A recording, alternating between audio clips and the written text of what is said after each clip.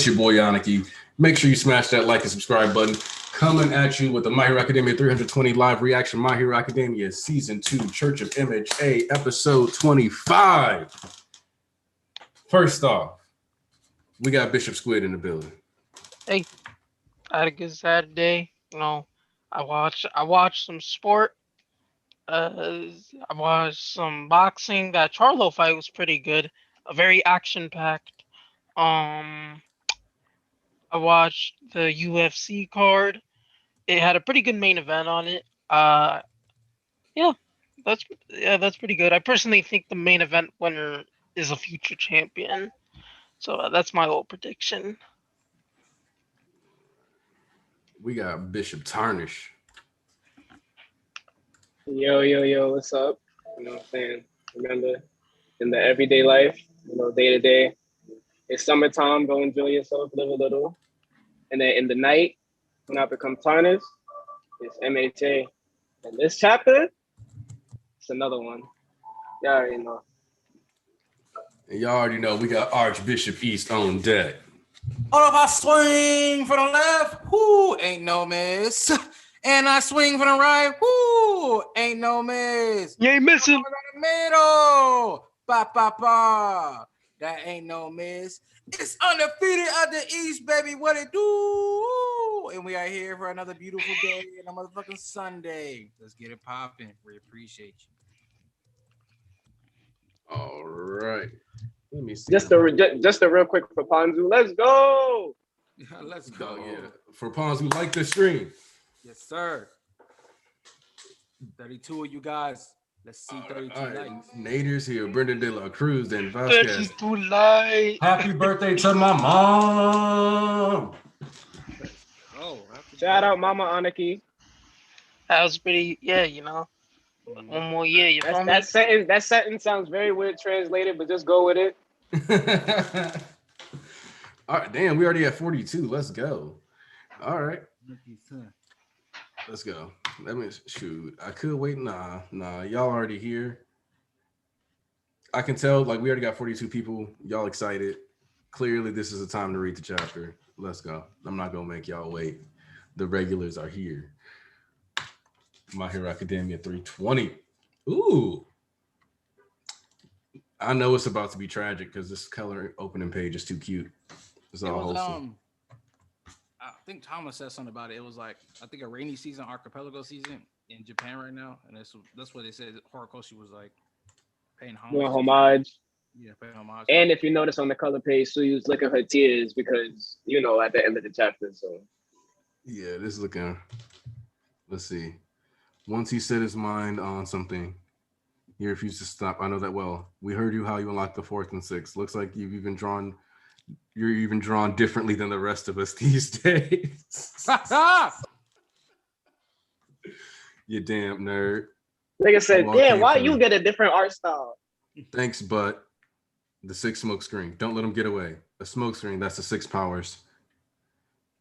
All right, don't want to chat. Landmine blast. So now that you're one of the all-powerful big shots, are we just a bunch of NPCs to you? Horikoshi talking to everybody right now. I promise y'all that. They said you could come back to school. You hear that, Midoriya? Damn, Koda actually doing something. I'm proud of this nigga. Yeah, I'll be honest. Koda cool with me after this, cause you know what I'm saying. I fuck with Koda now.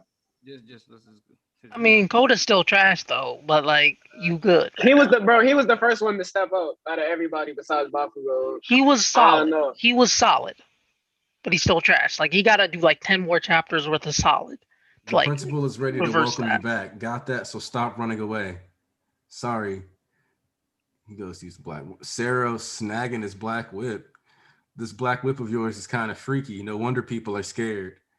There you go. Think of it as part of your body stretching out. Wow, I can really morph it. Sarah. Uh-oh. Wait, what's it? Jiro? Hold up. Heartbeat wall. Ooh. She created a pressurized wall of air. Jeez. Yeah, listen, best girl doing best girl things as always, but Deku does that. Deku does that, so Dang, he's fast. Hey, Midoriya, I don't know if it'll matter, but for what it's worth, remember when you helped me organize my notes and gave me tips for the school festival? You really helped me back then. I was so sure people would just call this a useless hobby. It feels like I've got something to prove. It might not seem like much, but I appreciated that so much. Tornado tail dance. Ooh. My boy Odrio stepping. Remember that stuff with Shinzo back at the sports festival? I'll never forget how mad you got on my behalf. So how can I sit back here when you're the only one fighting and running out yourself ragged out here? My presence is a danger to all of you. Let's see. I can't let, let's see, flashbacks. Yep. All for one, take you all away from me. That's why I had to leave. Thrust, dark shadow. Damn. He's gotten way too strong. Threw him into the building. Serious strength of will, too. Midoriya, open your ears. You might have some special power, but we understand how you feel. We all feel the same way. Plus, there's what Coda said about the school. You got to hear us out. If not, I'm never lending you food, dog, for Aries candy apples ever again. Yo, he's making up the thing. Wait. Wait. Time out. Time out, Sato. Oh, God. Hold up. He violated. Hold up. That's not the threat you use, Sato. Exactly. Listen. What Sato should have said here is, I'm going to show her how a real candy apple made. Hey, yo, bro. He should have said, you know what? I'll make it if you don't come back. Duh. Like, this nigga said, I'm never going to help you make it again. What type of timing are you on right now, bro? What? Do a low blow. What type of energy, bro? Sato of all people has this energy right now? Why? Why? He's the first one that really got mad at Deku. Like, said, yo, bro. Everybody else is saying nice shit. Like, remember when you helped me? Remember when you did this, did that? He's like, I'm never helping you make that shit again. Fuck, nigga. Wait, what? Why is that where he went? Like, why? Like, does anybody in the chat feel like they got a reason for that? Like, yo, I like this. I like this though. At the same time, because this shows that not all students are taking the right approach with this situation. like, That some of them are just pulling up and threatening Deku, trying to blackmail him to come back to UA. Like, bro, what? That's just fine. Eri doesn't need me. It doesn't have to be me. Iron Maidens. Okay, you should know that we intended to join you in your efforts. We've been authorized to use our quirks to aid Endeavor and the other heroes for this mission to ensure your safety. A machine to put me asleep? Enough. Stop wasting effort on me. Just get away from me. Not a chance, pal. Oh, Kaminari at point blank range. All right. Midoriya, we get that one for all is really important, but you got something even more important in your life. Me and you, we ain't got a ton in common, but you're still a friend. But if we got to force this friendship down your throat, this insulating tape Yadorozu made for my tentacles. Ooh, a lineup like this might even give All Might a scare. That's what you said during the attack on our training camp. Ha! Damn. All right. Dark Shadow. Indulge in the darkness. Ragnarok Womb. Repurposing Dark Shadow's offense in service of defense was a concept birthed by you, Midoriya. That sounds so Tokiyami. Do you see us as more mirror victims who need protection and coddling? And don't you miss bathing? You need a rip. He said it for y'all. You need a bath real bad, Midoriya. Please, just stop. Boom. Let's see. Busting out.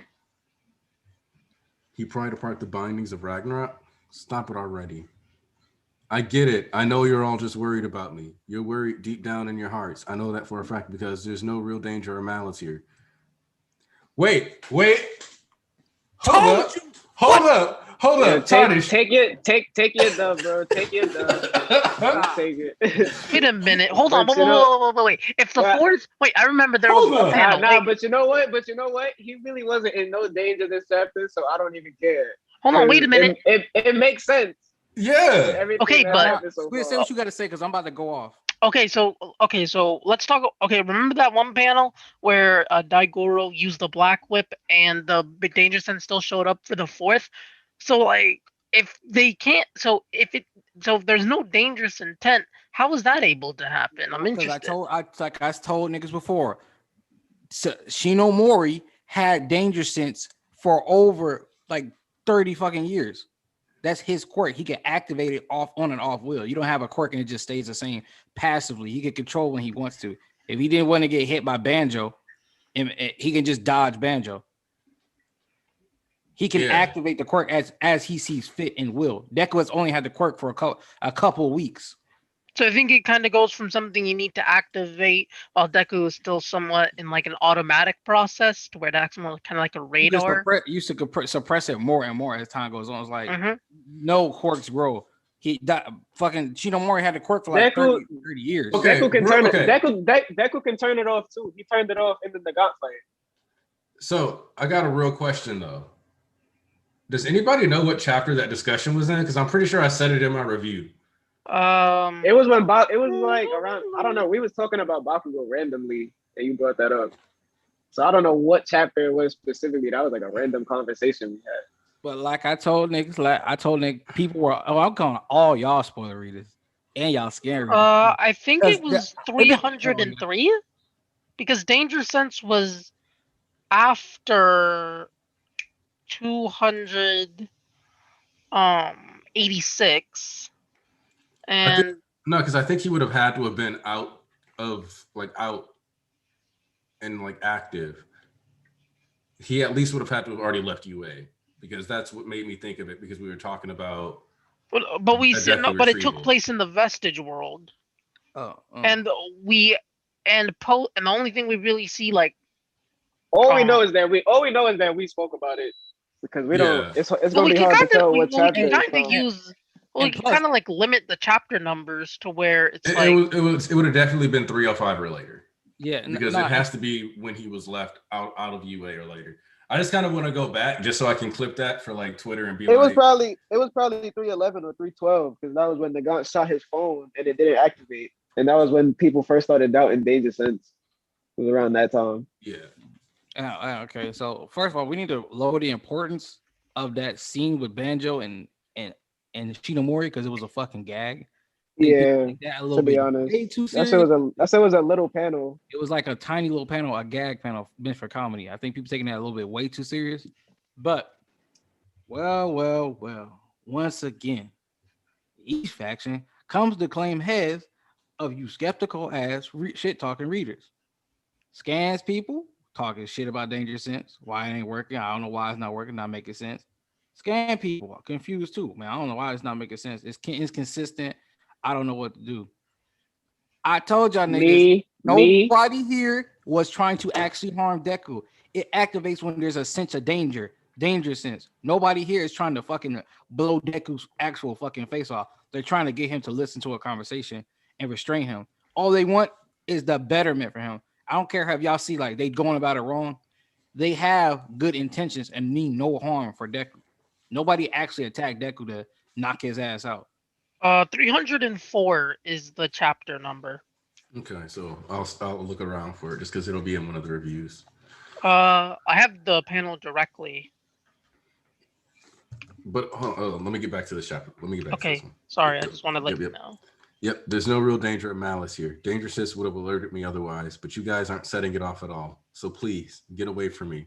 I'm begging you. I mean it. I'm fine. Heaven-piercing ice wall. Goat things. What a look you have on your face. Is this the responsibility so much for you that you can't even let yourself cry? Seems like a burden you should share with the rest of us. Shoto talking, boy. Look at Deku. Let's see. Yep. It's just straight up actually in the ice. But also, new Shoto feet. Great sky. He blasted through the ice. He slammed into it. Yeah. Jeez. Caught him, to be honest. Not so fast. I'm not weeping around and moping anymore because you matter to me. You're my friend, and when we're scared, we tremble together. When times are tough, we cry together. So if you're dead set on being some comic book superhero, then Class A won't let you live that fantasy alone. Okay, nah. Pay off for everyone's least favorite Sue moment right here. Nah, hold up. Nah, the Viz, fuck everything. Viz niggas win this week. Scans niggas take the L, including me. Nah, the Viz went off. The Viz went dummy off, bro. That last one, bro. Bro, the danger sense shit sounded so good in the Viz versus the Scans. It was so clear. I'll talk about shit about that. I'm sorry, I couldn't understand like half the dialogue in the Scans. Like, that's just how bad. Like, Scans are normally atrocious. This was like down bad. You like, see what happens when you get the most important aspect of Horikoshi's manga. The same thing gonna happen next. The same thing gonna happen next chapter when Ochako, Ida, and Bakugo come in. All their dialogue gonna be fucked up and weird in the Scans. Botch the shit, and then it's gonna come back in the Viz. It's gonna be like 10,000 times better. This shit all hit on different levels. I still remember when the Scans replaced socialism with dictatorship. Yeah, we know how you and Coffee got them niggas. No. Like, rather than literally just translate the word exactly what it meant, they used a different word. I'm like, I was just so confused because it was such an easy direct translation. Like, I know you have to like I know sometimes some things just don't translate, but that was not one of them. I'm sorry. Yeah, well, let's get back to the chapter. We ain't finna be talking about no socialism, dictatorship. So no, I'm just saying the Scans are trash. That's just an example. Yeah, we've been new. The thing I like about this though is that you get a bunch of like new moves out of different characters in Class A, which seems like just like a random power scaling thing, but it's kind of important to note that we got like an update at the start of the war arc with them doing stuff against like the robots or whatever, and it was like, all right, cool, they can bring the heat now, whatever. And then we come in here and it's like, all right, we've added more moves here, landmine blast. Sarah's capable of actually straight up grabbing the black whip and the heartbeat wall, which I love because I watched and read Air Gear, and I don't know about y'all, but the Rumble Regalia, which allowed the Rumble King of the Overroad to make air walls and deflect attacks, man. They don't know nothing about that gas. They don't know about that gas. Air Gear, man. I'm telling you, I love that. They don't know about that raw. Yo, you think Jiro could add that to her boots and like fly with that shit? Technically, like if she did it right, yeah. The thing about the wall stuff is supposed to be that like you can also use that as like a straight up like disrupt attack. So I'm like, man. So we got a super chat a while ago from Joshua Bevel. It retracted it, but then it came back. He said what he wanted to say later on. Where is it? Yeah, it like disappeared off my screen. Yeah. Can you find? I found it. You want me to read it? You can find it. Just scroll down a little bit. Yeah, I'll see if I can find it real quick.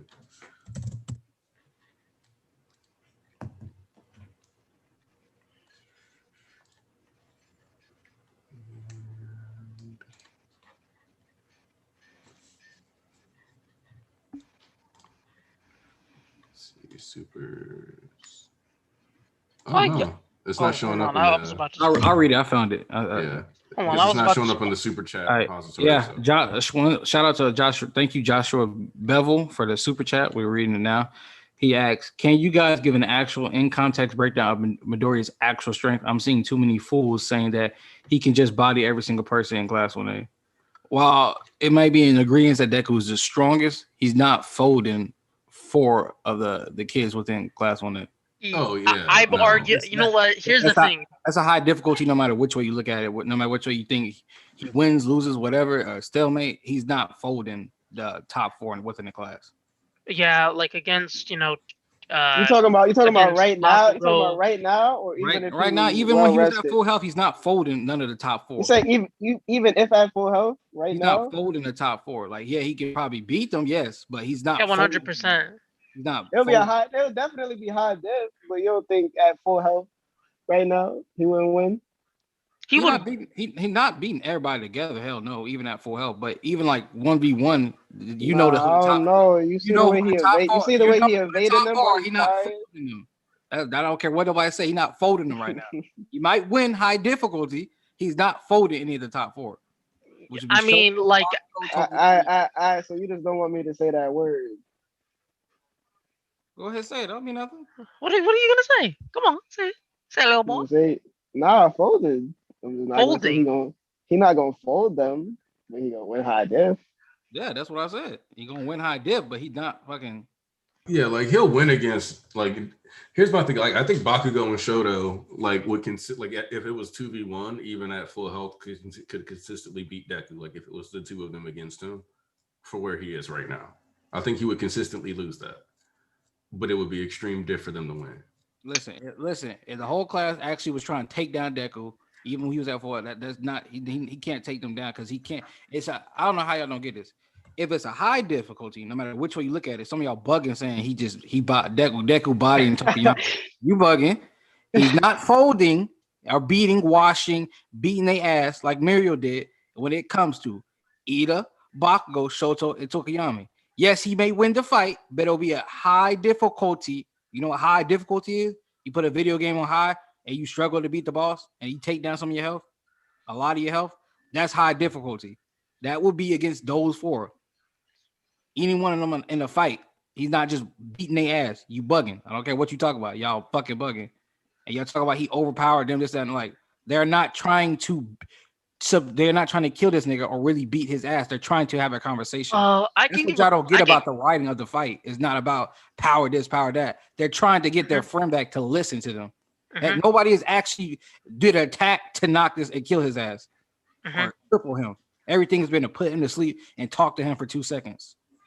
Okay, so also, hold on, okay. real quick.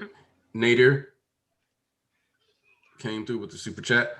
I asked for this last week. Midoriya got a shine that he was able to break free or dodge Class 1A's moves, and Class 1A got their shine of their new feats. I knew it was going to be a real fight either way. Fair.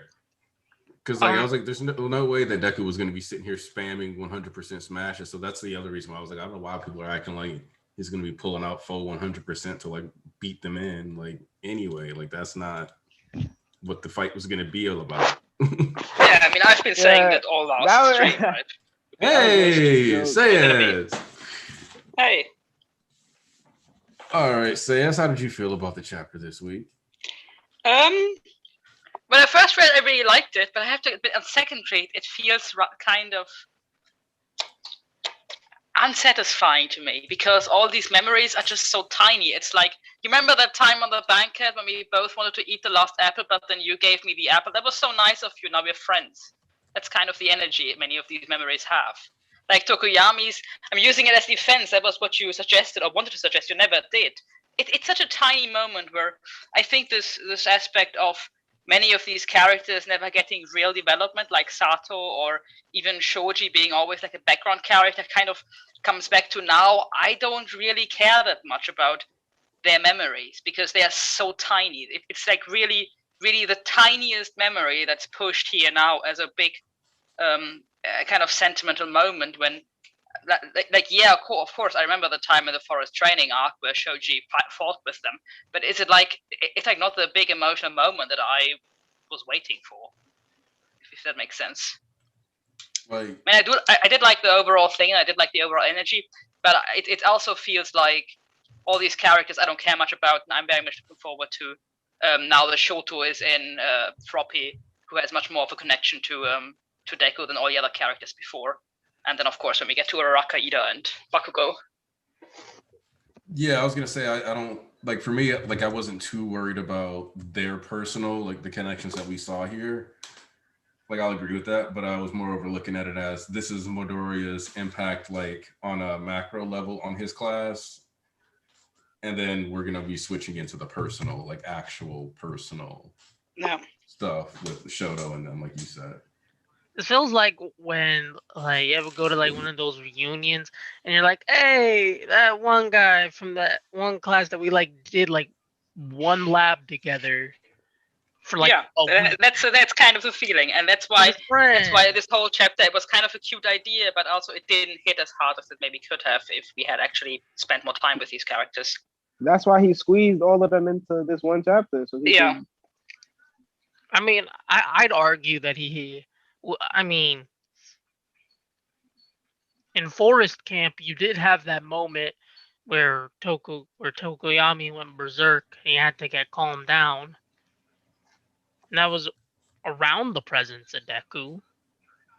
Yeah, I mean, it was around. That's the thing. But the thing is, they didn't call back to that moment. They called back to the moment during the sports festival when Deku almost suggested to use his thing, Dark Shadow, for defense, but didn't.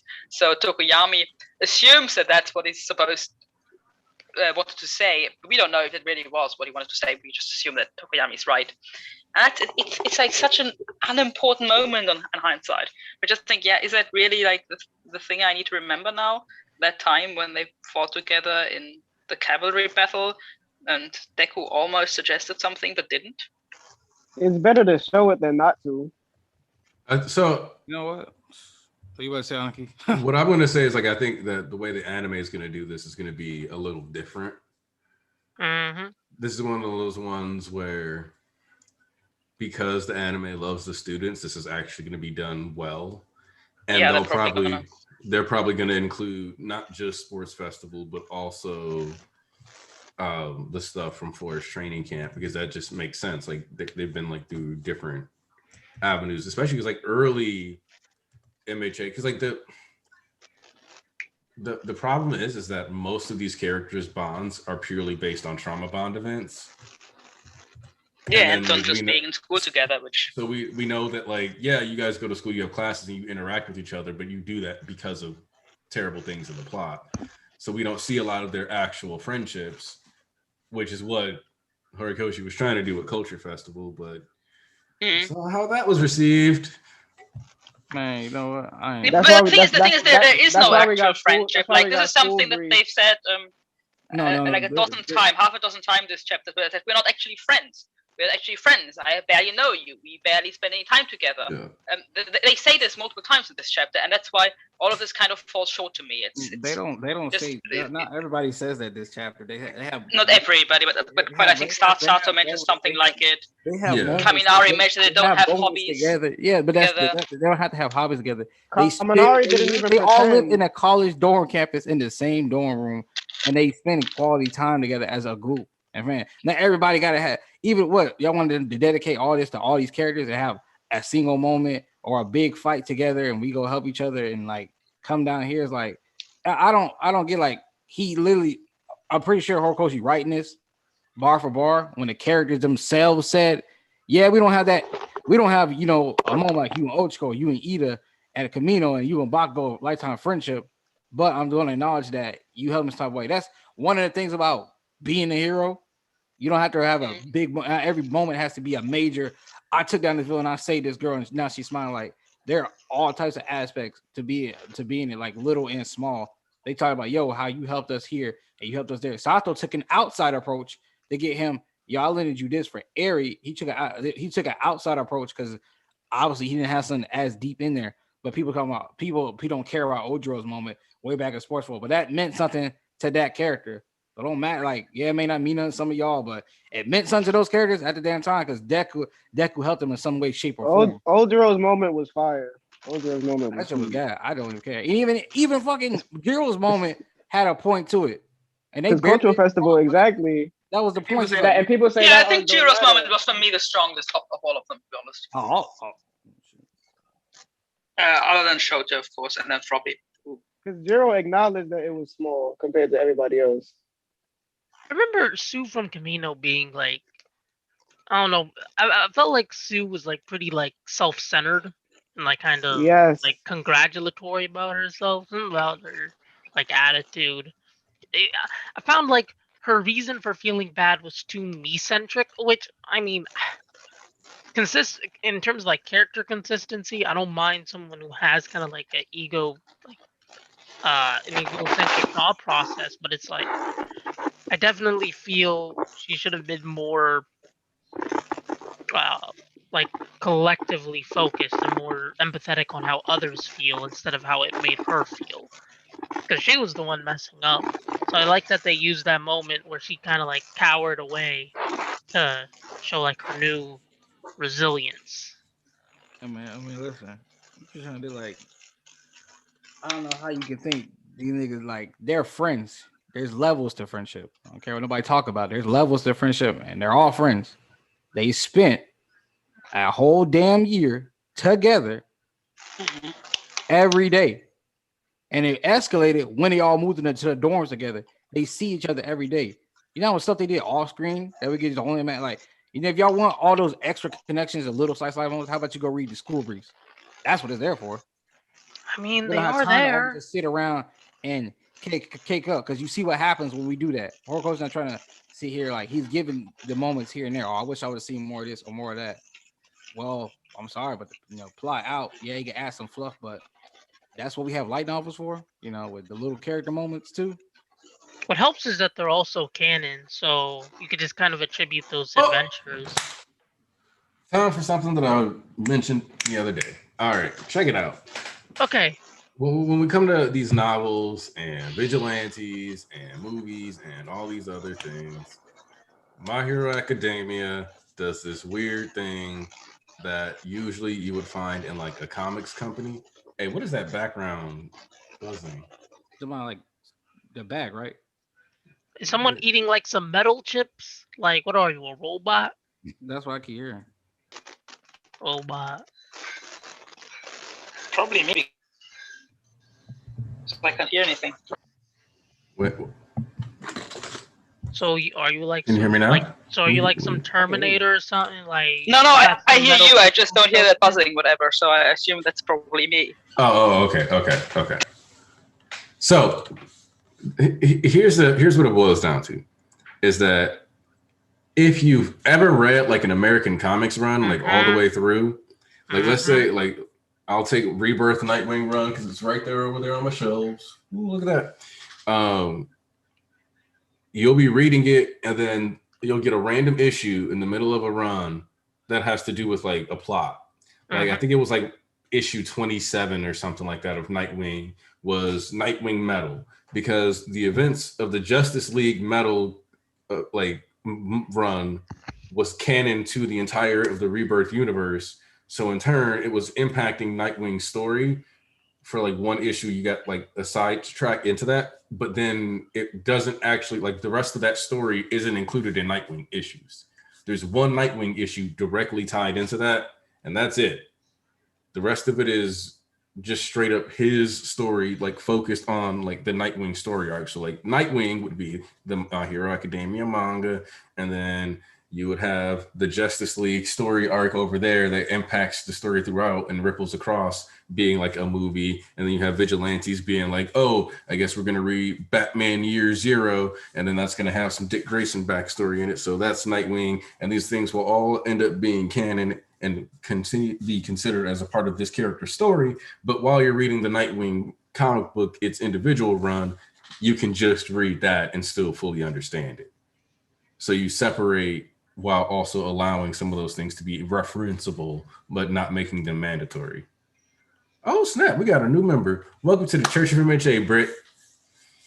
Yep, school briefs too. So it's all a bunch of different pieces that you get to enjoy of the My Hero Academia universe with its. So there's the My Hero Academia universe canon, and then there's what's happened in each of these mangas and stuff. It's all a giant sphere, a planet, if you will. Exactly. Different countries, continents on the globe of My Hero. And I want to address, Tyler Hawk. You know what? And what Brandon Dela Cruz and them said in Silver Loon, like y'all was talking about, like, yeah, it's just to show no matter how small, it still had an impact, and everybody values stuff different. That's the point to it. But honestly, I understand not hitting on time, but as long as you get the point to it, that's what really matters. Because some people don't get the point to it, like, and they downplay like how the other characters like feel like. Honestly, it comes out, and you know what? Actually, let's cut all the fucking connection bullshit. Excuse my French. Let's cut all the connection crap. At its core, aren't they heroes? So do they need a reason to go actually help somebody? Because this was just some random person. They're like, you base it on connections, but at its core, don't you just have to be a hero just to save somebody in its entirety?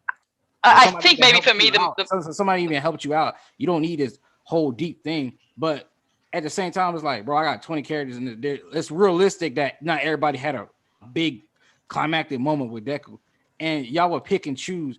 People picking, nobody coming together, like people pick and choose who they want or who should and shouldn't get a moment, and then that's like, all right, let me fluff out the story even more and give these three characters an arc together that will revolve around Deku somehow, or this, that, and the other. Like, it's not that true. Like at least they're being real about it, and it's not forced. It's like you helped me out at this point. May not have been a big moment in the grand scheme of you eating y'all calm, or Baco sacrificing his life and coming around. Like, no, it may not be that, but bro, I still fuck with this. It may be a little moment, but it's still impacted me and helped me come down the line. Like, and people, you talking about Tokiyami's moments, like, bro, that changed his whole game perspective. Something he saw as like a detriment, and only an attacking power could be used in various different ways. Same way how Deku got inspired by Ida. He's like, oh, wait, I could use I was trying to be so much like this, or this power can only be used like this, but there's actually a different way I can use it. And somebody helping him out right there. So, like, yeah, it's weird, man. Translation: East had a large squad back in the day. Yeah, real quick. Yeah, we didn't talk about Shoto's moment. This guy just wants to fight. He said, bro, he all been about the smoke. That's one thing about it. That nigga. Yeah, I think he said, bro, look at you. You can't even, cry. Let's share that burden together. I knew he was gonna say something like this. But that's like the opposite. Like normally, someone gets called soft when they are crying. Here, he's like, "You soft. You can't even cry." Yo, exactly. Because it's a callback to the overhaul arc when he was like, "Oh, I'm sorry, heroes don't cry," and Shoto was like, "I think they do." Shoto dropped the bar at that point. That was a gym right there. I fuck with it though. I kind of fuck with it low key, because he's been on the same energy ever since the Toya reveal. He's just like, yo, I need to stop Toya. That's all that's been on his mind this whole time. Bro, he don't care, bro. I still love how he barred up, bro. He was like, yo, bro. So Midori don't want to get a pass up in this bitch. What's good, dog? Like, and that's what's funny is that like Shoto is like basically out here for blood. Like, I'm out here to smoke. He's like, what's bro, up? he don't even, he has not said anything about being a hero. Bro, I'm trying to tell you, listen, ain't an undeniable fact. When him and his brother fight at the end of the series, when Endeavor died, that nigga, bro. No, I'm not even gonna talk about that. Stay tuned. When you know who died, hey, listen, become a different nigga. We can't say his name though. Different nigga. Endeavor gonna end up in witness protection. Hey, bro, everybody gonna give him witness protection. Dobby would be his caretaker if he was at witness protection. He would end up like end up. I see Endeavor ended up like crippled. Yo, listen, he'll be in a retirement home, and Dobby will be his caretaker. Listen. You know, Angie. Listen. I know the niggas in here see Diver Mad Black Woman, and when she went back, and when she came back for revenge on her ex-husband, that used to treat her like dog shit, and that nigga was like crippled for a minute. She like rolled his ass in the wheelchair into the fucking tub. It was like watching his ass drown. She was like, "Get up and wash yourself, nigga." That nigga face in the water, and he crippled, so he can't move. And he like sitting there, like half his face is like drowning, and she just like, "Fuck you, nigga. That's what you get for treating me like shit all these years." That's exactly what Dobby go pull. Hey, hold on, wait, what was that movie? Wait, why is the dude My Diary of Mad Black Woman? Oh my. Oh, wait, wasn't that a Medea family reunion? Where Mad Black Woman was the one where the Mad Black Woman went crazy because her husband was being a piece of shit to her. This man out here bringing up Tyler Perry. Hey man. I mean, I've met the guy before. I mean, I remember there was one scene in Family Reunion where there was like, I don't know, there's always this scene in like a Tyler Perry movie where like there's always like this abusive husband, and then at like the end of the movie, he like the lady who's about to get married like beats the guy with a pan. I was like, that shit was funny as hell. That boy should beat the shit out of that nigga. But let's get back to the chapter. We talked about. Yeah. Okay. So real quick, yes, I'm on board with Nezu being the traitor. I've had a discussion with people where technically a lot of the same stuff that makes Nezu the traitor does apply to Recovery Girl. The main reason why it just doesn't seem like Recovery Girl is because he just hasn't given her any spotlight to the extent where it's weird. A lot of the pure anime onlys that I've encountered have been fine with the season. It's been anime onlys who were told specifically who got like, it's about to be the darkest thing you've ever seen. As soon as joint training is over, you'll enter a whole new realm of despair.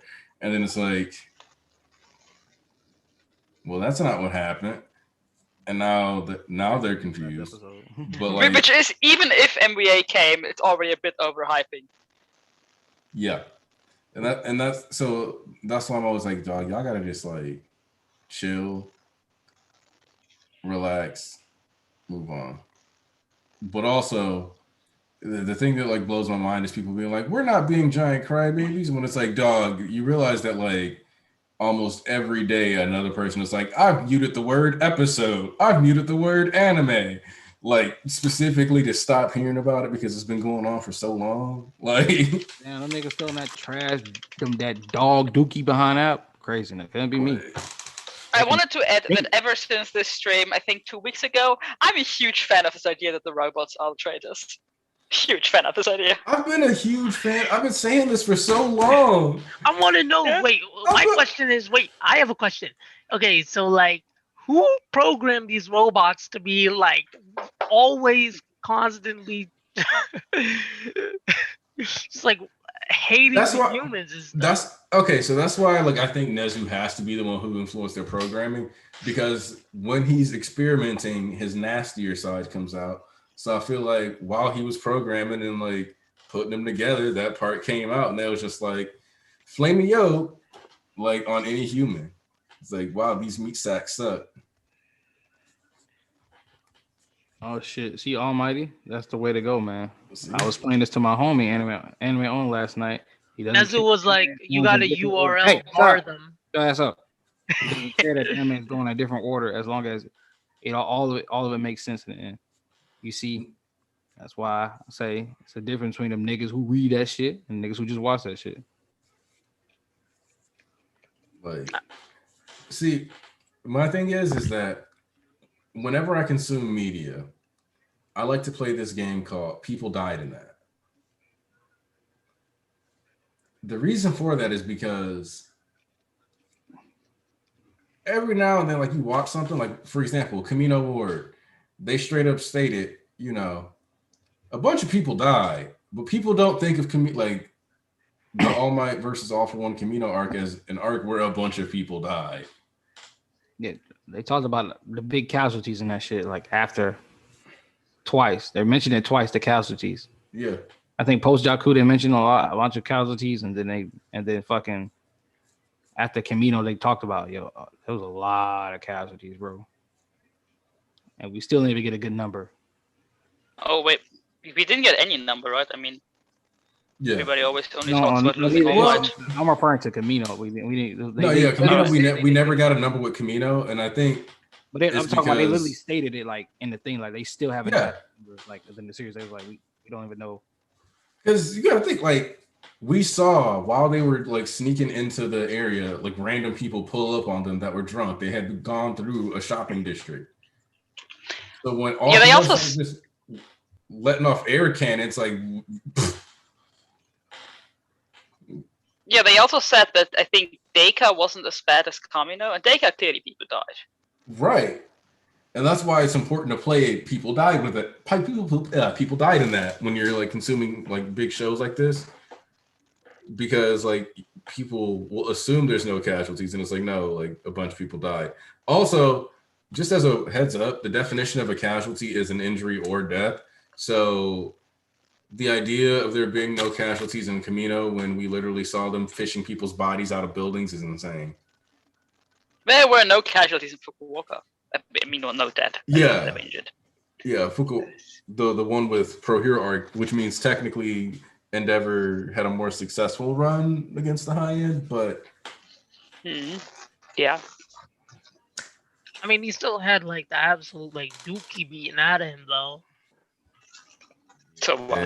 No casualties are no casualties. I mean, I don't know why you're trying to make it look bad now. It's just. I mean, listen, Toy is impressive. You know better than to downplay an Endeavor achievement with Saz in the call. You know better than to do it when she might be able to pop up in the call. Saz will specifically stop what she's doing and come here if somebody slanders Endeavor. I think it happened. Wait, pause. We didn't talk about this. We missed something at the end of the chapter. I'm surprised nobody brought it up yet. There's a car on the way, like on the last page. There's a vehicle coming. One of the black cars from either All Might or the top three. Oh yeah. I think And that one. if it's All Might, then you know who he's with. He's with that boy Stain. That'd be wild. Let me real quick hit up this super chat. Andrew Lalavar came through with 0 out of 10 chapter code. His head is still attached. Also, to play advocate for says, if violence is allowed to take Deku back, then why couldn't Endeavor do it? Endeavor is tired of beating children. He's moved past that phase in his life. Nah, let me tell y'all something. I'm glad you're here because we need to have this conversation. All right, we're gonna keep it real. Some of y'all just soft.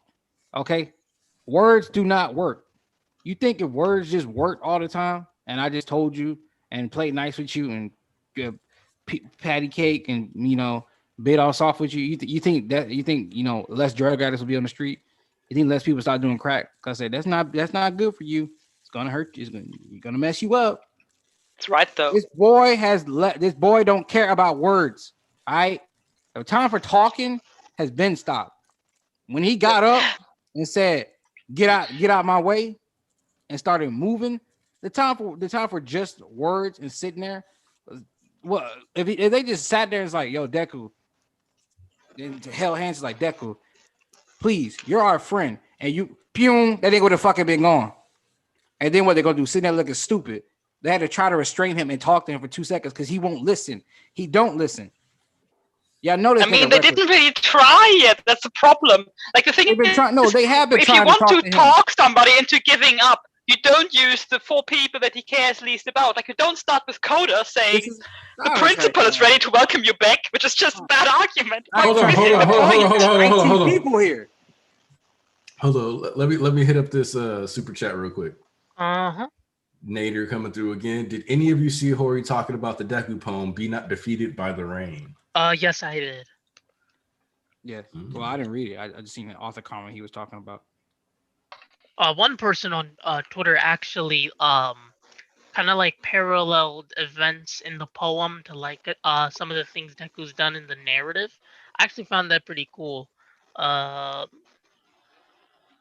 So speaking of rain, by the way, did you notice that almost every child in this, always every member of Class A has rain running down over their, from their eyes left, from their point of view, left eye. This bothered me so much during the chapter. Like every child has these lines on their eye. I mean, wait. You know what? We want to address it. You're just hating on the kids. I'm saying for real. No, it's nothing bad. It's just I noticed that everyone had like Sarah, Uraraka. You mean the sweat lines? Like no, the rain. I think it's rain. It's rain.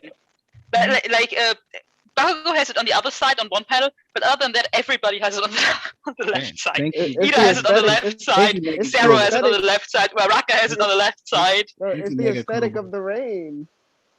It's left-leaning rain, says. It's left-leaning rain. You know what? I'm about to address that. Split Blitz. A lot of y'all really are starting to get on my nerves with this forcefully taking Deku back to UA, this, that, and other.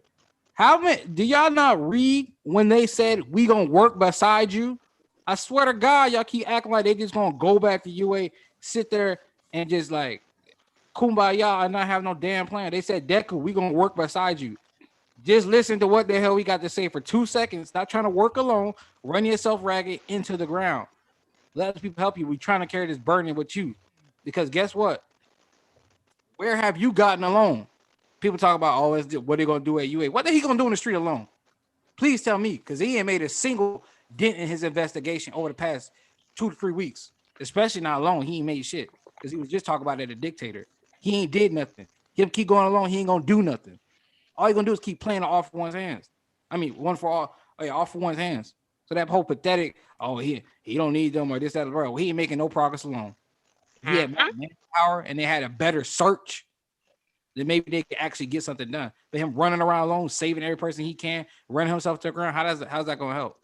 Because while he was doing that, if he was actually working with some people, they could have been spread all across Japan or all over the place, actually getting like, we saw this person here, or however they did their investigation, just like how they found Kurogiri in them with Gran Torino Tsukuichi, they could have actually made something that Deku running here to say this person down the street, down the block, while trying to hunt for off one, waiting for an assassin to come. And then they don't have no information for him.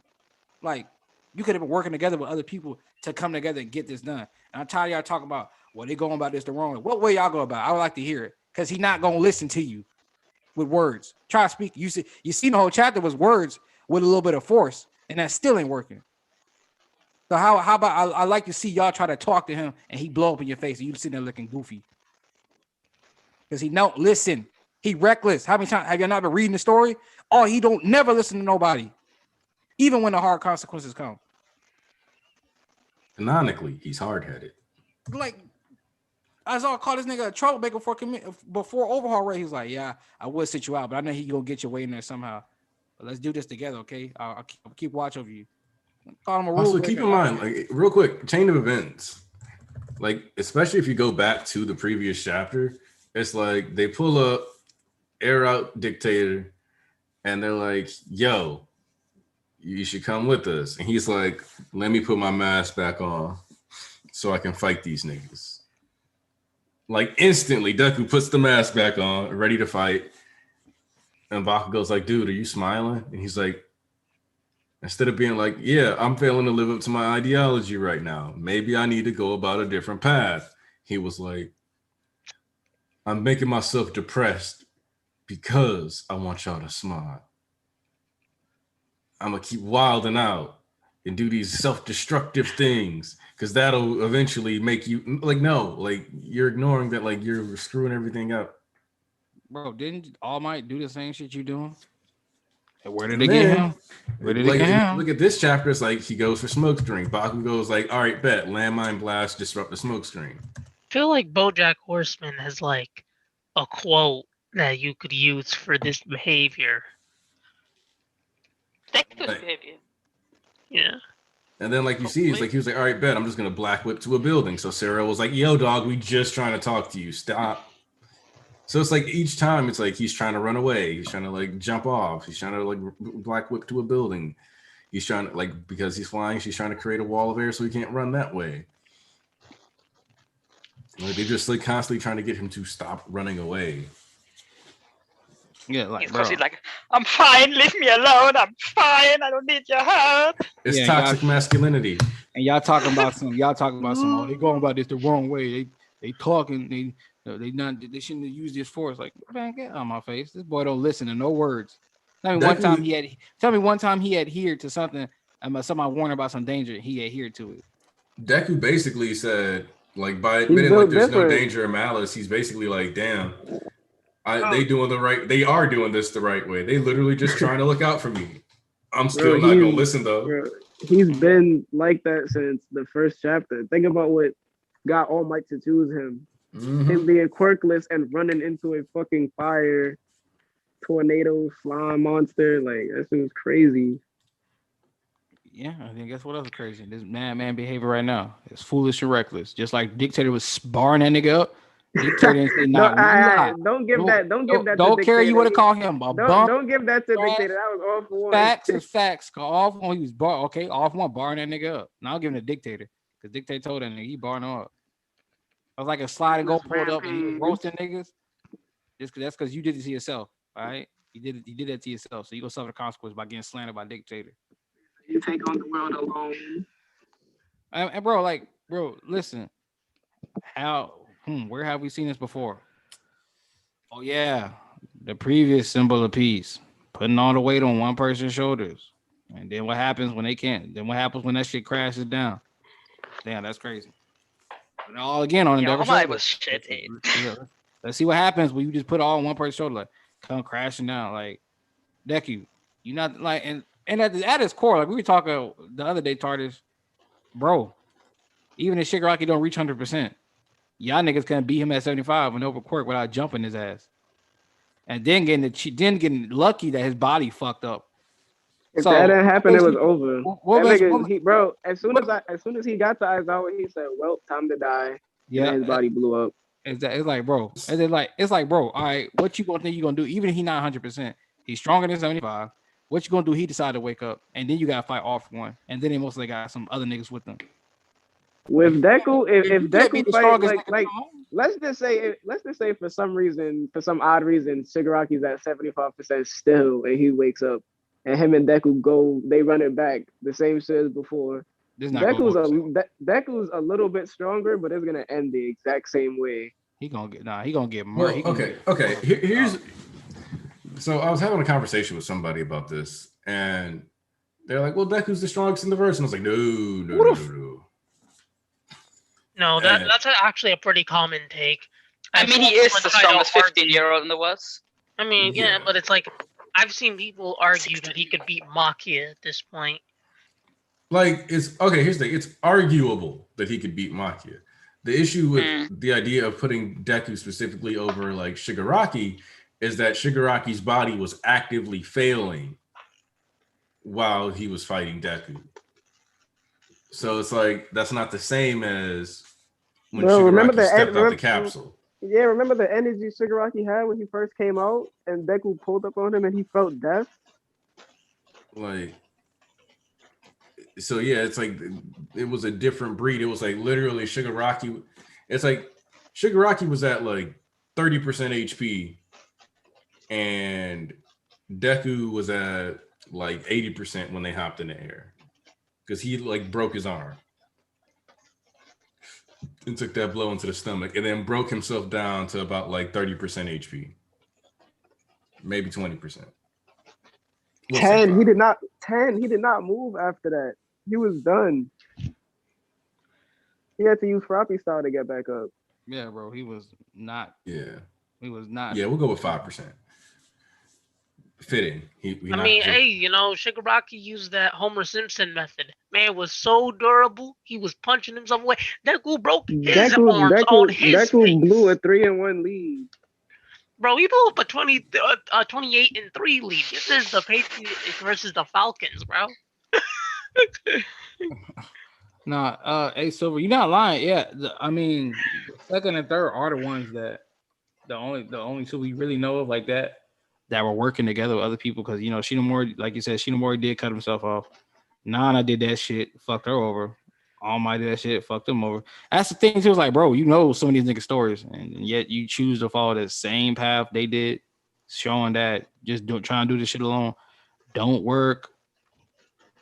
Like I'm trying to grasp the concept because I challenge anybody right now. There's no logical way you can spin it that just because I'm targeting you doesn't mean I can't attack the people around you. Like, you swear to God, you got a fucking secret identity, nigga. I know who you are. I know what school you went to. I know you made friends. You think you gotta be there for me to attack the people you care about? Matter of fact, let me go attack them so I can show you how foolish and stupid you are. That you not only ran yourself on the ground, got no information on me. Now I can stall out as long as I want. Now I should rock your weight. And then you lost your friends and your family. Oh, I got a secret identity. If I leave off one, no can't track me. Bro, they know who you are. They know where you went. You leaving don't make no sense, honestly. Bro, I promise you. I understand the concept, bro, but it's falling flat on his face. Hello? You already seen that shit and fail. You already seen people do that and fail. In real time. And you talking to ghosts in your head, telling you what happened. Yeah, this is what happens when you give a 14-year-old symbol of peace status. But you showed this boy. Have you ever seen people drive a spoon through an ice cream tub? That's what Deku did to Shigaraki's face. What? Drive a spoon through an ice cream? Yeah, bro. He popped a chunk on that nigga face. There is okay. I will say that Deku did make the classic mistake of Okay, Art Blast coming through with the super chat. Shigaraki would bully Deku for his lunch money. What makes Class 1A doing this right now only shows that he has a purpose outside of just being the successor. Yes, that's not all he is. Mm-hmm. That's what Kaminari was talking about. I think some people are trying to like trash it in the scans once again. Like y'all scan reading niggas. They trying to kind of trash it in the scans. Yeah, but I don't be lacking like the rest of y'all niggas be acting. And I told y'all about the danger sense. Everybody want to call scrutiny and inconsistency. I already said what it was, and then it got confirmed what it was this chapter. with the Viz officials. I'll be jumping the gun like the rest of these scan and league readers. All I'm gonna say is a nigga like me warned you that it was God, gonna I work told that y'all. way. So I don't gotta be held by sense the rest of y'all because I ain't the one acting a fool. But yes, that's what Common and I were talking about. Like outside being, it's like, bro, your life is important too. You're not just a successor. You're not just that's not all on you. It's my even like, bro, power wise. If you have to fight Shigaraki, ain't there still PLF advisors, higher domus, off one, the LOV, 10,000 convicts? This ain't just about them, bro. Like there are more things at play. You need to be trying to sweep up everything together. Like you, like I promise you, man. Like, well, the other thing, I understand the boy traumatized and this, that, and the other, but just because you traumatized, you got a reason, it doesn't make it right.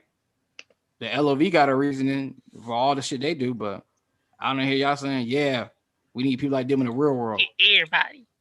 I don't hear y'all niggas saying that. So, I mean, I do hear some people though. You know what? I bet it's because I had Suyu muted over like 8 months ago. Like I just always assumed she would do something relevant, so I've had her muted, and that's probably why I didn't get spoiled this week. Hey, spitting. Yeah, boy. But also, I do think it's worth noting that Momo is more casually breaking the law now.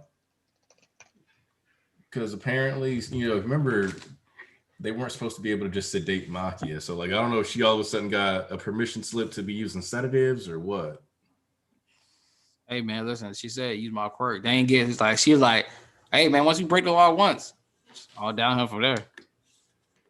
Like, but I do want to commend them for their points. But the other thing about this is that while Deku is like fighting and getting out of these things, sure, it does also force him. What he also can kind of needs to take away from this is there's a lot of fodder out there that maybe if they were just handling the fodder, I could only have to focus on the assassins. At the very least, Deku, you gotta let your homies take care of the other stuff. Let them handle the light work at minimum. Oh God, so I'm trying to do all this shit alone, Playboy. I almost there. You literally seen him in the beginning of the chapter. Like first few pages when the smoke blast shit comes, he's literally right there. All the kids are there. All right, let's get that in order. The kids are all there. We have seen every single one. I was the only one you couldn't really see last chapter. This chapter, he's literally right there next to Tokiyami and them when they do the smoke screen blast. That's him with the cape. Which good props on them too for moving like quickly as soon as the smoke came out. Hey, listen, told them that people was like Endeavor didn't tell them this, that, and other. Like, bro, he would have told them and noticed, or they would have heard, like they would know about smokescreen. They might not know about Fajin, but they know about smokescreen or something. And the fourth quirk. Well, that's okay. So that's the other thing that I liked about this is that it started off with this, and then he was like, "We heard how you unlocked the fourth and sixth. Looks like you're even." So, like right there, if you remember, I was like, Bakugo had access to the notebook, so he would have read that stuff. And then we confirmed here, like straight up, like either Endeavor or whoever mentioned he already had the fourth and the sixth quirk and confirmed it. So anytime he got to hear about a smoke screen plus tentacle nigga, boom, that's where Deku was. Boom, that's where Deku was. Yep. Makes complete logical sense. Oh, wow, calling me shot. Yep. Oh, a super. I also like that in. Hold on, we got a super jet. Sorry. Yep. Marcos Barrerio, or is it Barrerio? Hey, Barrero? Whatever. Marcos. Hi. Oh, it's Mello. Mello here. Notice that despite not being in danger, Deku is using more force as the chapter goes on. He's at his breaking point. Oof. Yeah. Next catch, Mello. Also, got the Mello. I don't see Toru, but that's kind of hard to evaluate how valuable that is because I'm pretty sure she was positioned closer to the front. So once the smoke blast came out, it would have legitimately obscured her. Yeah. I actually think she will get the moment. for whatever reason, it seems too deliberate that every student gets their own page. Especially if you look at how it's structured. They literally, everyone has one page, and then we move on to the next student, and then until we reach Tokoyami, and then it gets a little bit more convoluted. But Koda gets one page, then Sato gets exactly one page, Jiro, Ojiro all one page, Zero one page. So I think it would be weird if the others wouldn't, because I mean, why would you give a page to Koda if you wouldn't give a page to Tokoyami or Aoyama even? Either getting like 2 pages. Yeah, that's what I said. When Tokoyami appeared, Tokoyami would then got a little bit more, but all these smaller characters, Koda got the first page, then I think Jiro got the next page, and Zero and Sato, Ojiro, they all got like one page each, and then Kaminari got a little bit more than one page, but roughly that too, actually. And Shoji actually also got just one page. Momo got one page. So it would be weird if he didn't continue this with the other characters. Toru's going to get a page of her injecting Midoriya with a sedative. But as the clutch, as a true. You're just lighting everything up. I don't know what you're going to do. I see your vision. Aniki, they listen, man. Aniki. They trying to do it to our boy, bro. We want to make a public announcement. Okay, well, first of all, y'all better like the stream and honor Mpanzu. That's first thing. We got 113 y'all watching, only 57 likes. He'd be ashamed and upset with all y'all in the stream right now. So drop the likes. That's number one before we go anywhere. But 2, they're trying to get our boy out of here, man. They talk about when the foreign heroes come, they can't wait to see Captain Celebrity. No, I need Chris to stay away from Japan. He need to let that shit sink, okay? I don't need Chris nowhere near that fucking demonic, angelic human being. Okay? What are you talking about now? I don't Captain Celebrity. It's a big, great character. No, I mean as the angelic human being. What do you mean? Yeah, so the king. Back up. I do not. Yeah, the king. I don't need Chris nowhere in Japan with Shigaraki way back up. I do not want him getting slaughtered like the rest of these foreign heroes. Please. Don't need him here. That's take anybody else, bro, in the main story. Keep Chris away. He don't belong here. We got super chat, Aniki. Ooh, bet. Oh, I used to type comments about Spider-Man. I love that, like, this name got changed specifically because of Squid. What if AFL was just using this opportunity to attack UA now that half the students are gone? I love to see Dabi pull up with 7 no move forest camp style. So this is another thing that I wanted to talk about because people were like, oh, Deku's gonna wash. And then I thought, you know what? If Deku actually got to beat up Class 1A, that would need to have a real penalty to it. And so far, my favorite idea of a penalty is that All for One goes and just wipes out UA anyway. Because like I've told people, and I've had these like discussions before, All for One not attacking UA isn't just about like, oh, I'm going to attack it for Deku. He can just blow that shit up because fuck Deku. And fuck heroes. That's because they're all his enemies, right? I mean, it's not like Deku is the enemy. I mean, you forget like Deku. That UA barrier ain't shit. Maki will shit on that thing. Fuck that UA barrier. Listen, you know, they broke through Tartarus. Deku were op regardless. So it's like, still, you can just destroy the stuff just to hate on him. They broke out of Tartarus, and you think your UA barrier is something comparable to that? Bro, that shit getting dookie. Well, if you remember, they got the same robots. Nezu's son. They got the same robots, but they got no straps on it. Oh God, bro. I mean, why can't Kuruki just bypass it the way he did before? Hold up, Tarnish. The way you said that Nezu sus, it reminded me of the. Do you watch Sylvanas? Nah. He had a video about like if Light was running for president, and the dude was in the crowd like, "Bro, you sus as hell." It's like, what's your plan? So he's like, I'm gonna make sure that the prison population is lowered because all the prisoners are gonna be dead. I don't feel like that's sus. I just feel like that's just really murderous. Oh no, like that was the inner monologue, but he would just like Bit of both. vaguely state that he was going to be doing stuff, and then be like internal monologue. Nah, man. Very Persona late. 6 is in development. Hey, yo, That's pretty chill. cool. I hope they allow male ships. Come on, Paul. Chill Cascade, yo, you spitting. Shoji did say the elephant in the room, which is what the fuck I be saying. Shoji was like, yeah, Deku just views them more as victims than capable heroes. Yeah, that disrespect. I feel disrespect too. Call me a damsel in distress, like nigga. You the little princess trapped in the castle, and you needed a knight in shining armor to save you.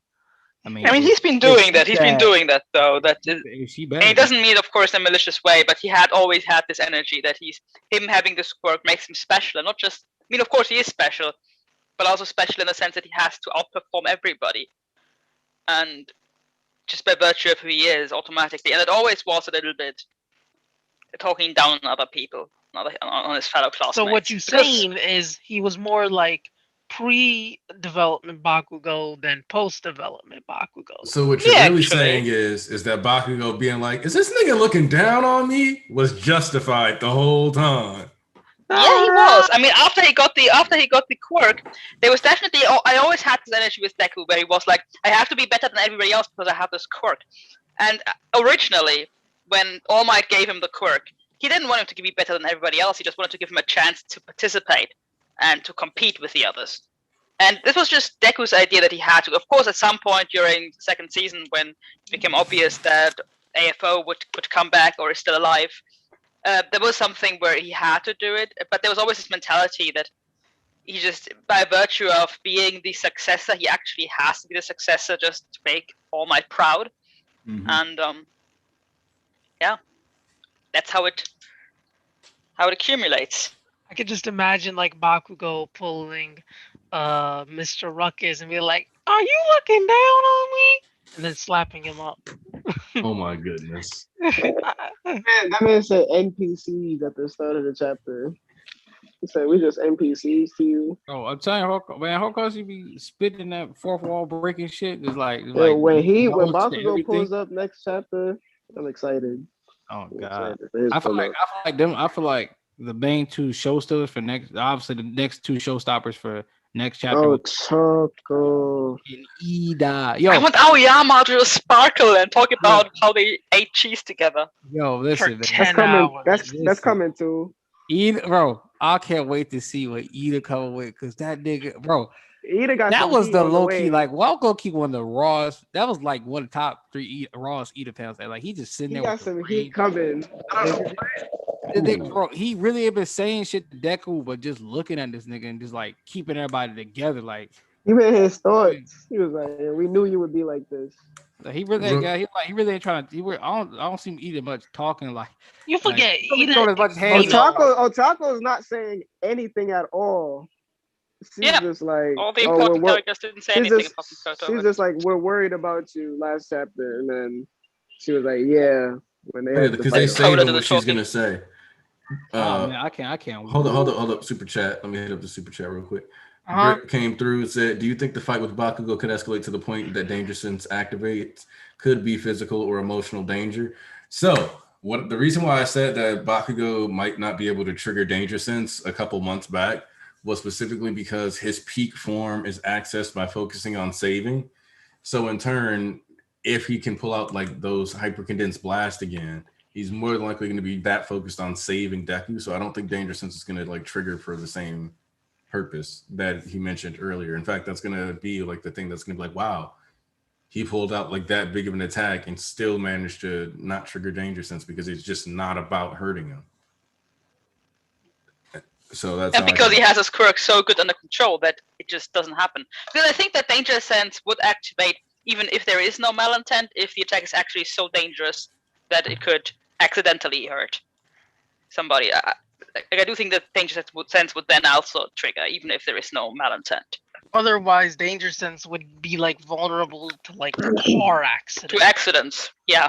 What's the difference in danger between Tokoyami wrapping you in Ragnarok versus a howitzer impact coming your way?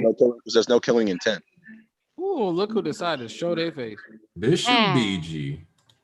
Yeah. Yeah, there's no killing intent, so there's no. Oh, hello, everybody. There's no killing. I don't think intent, it's. I don't think it's just killing intent though. Well, it's not even just killing intent. It's about danger. He's in no actual danger. We're not trying to hurt him. The thing is, Ragnarok capturing you is not a But he's dangerous thing. he's in danger. But for Bakugo, he's in danger. Like, damn, this is about to fuck me up. Yeah, but the thing is, Bakugo didn't even really attack him. You know. Dark Shadow was just trying to give Deku a little dark safe. Let's look at this. Let's look at this. Bakugo dissipated his smoke. This piece of shit sent a bunch of birds at him. Shit.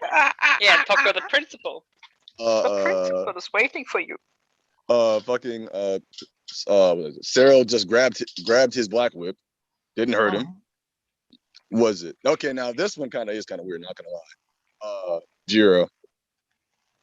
Yeah, Jiro, else Tokoyami throws him He away. dodged it. He dodged it. It didn't hit him. No. Like he moved out the way. Did it not? No, he dodged it. She was like, damn, he's too fast. Oh yeah. Yeah, but Tokoyami See the definitely speed just lines hit him. between the Pushes him through a building. The godly paneling from Horikoshi. Ojiro's doesn't catch him. Dark Shadow all it does is wrap him up. He just he pushes him through a building, right? No, he wraps him up because Dark Shadow is still there when they the whole time. Wait, isn't he then first captured by Momo and then Dark Shadow? No, when he's captured by Momo, you still see Dark Shadow. Dark Shadow's still there. Remember, this is when Dark Shadow was really small. Yeah, he's his normal size. He pushes him through the building, but he's also Dark Shadow's still wrapped around Deku. Like I said, Dark Shadow's just trying to give him a little hug. Oh yeah, there it is. Yeah.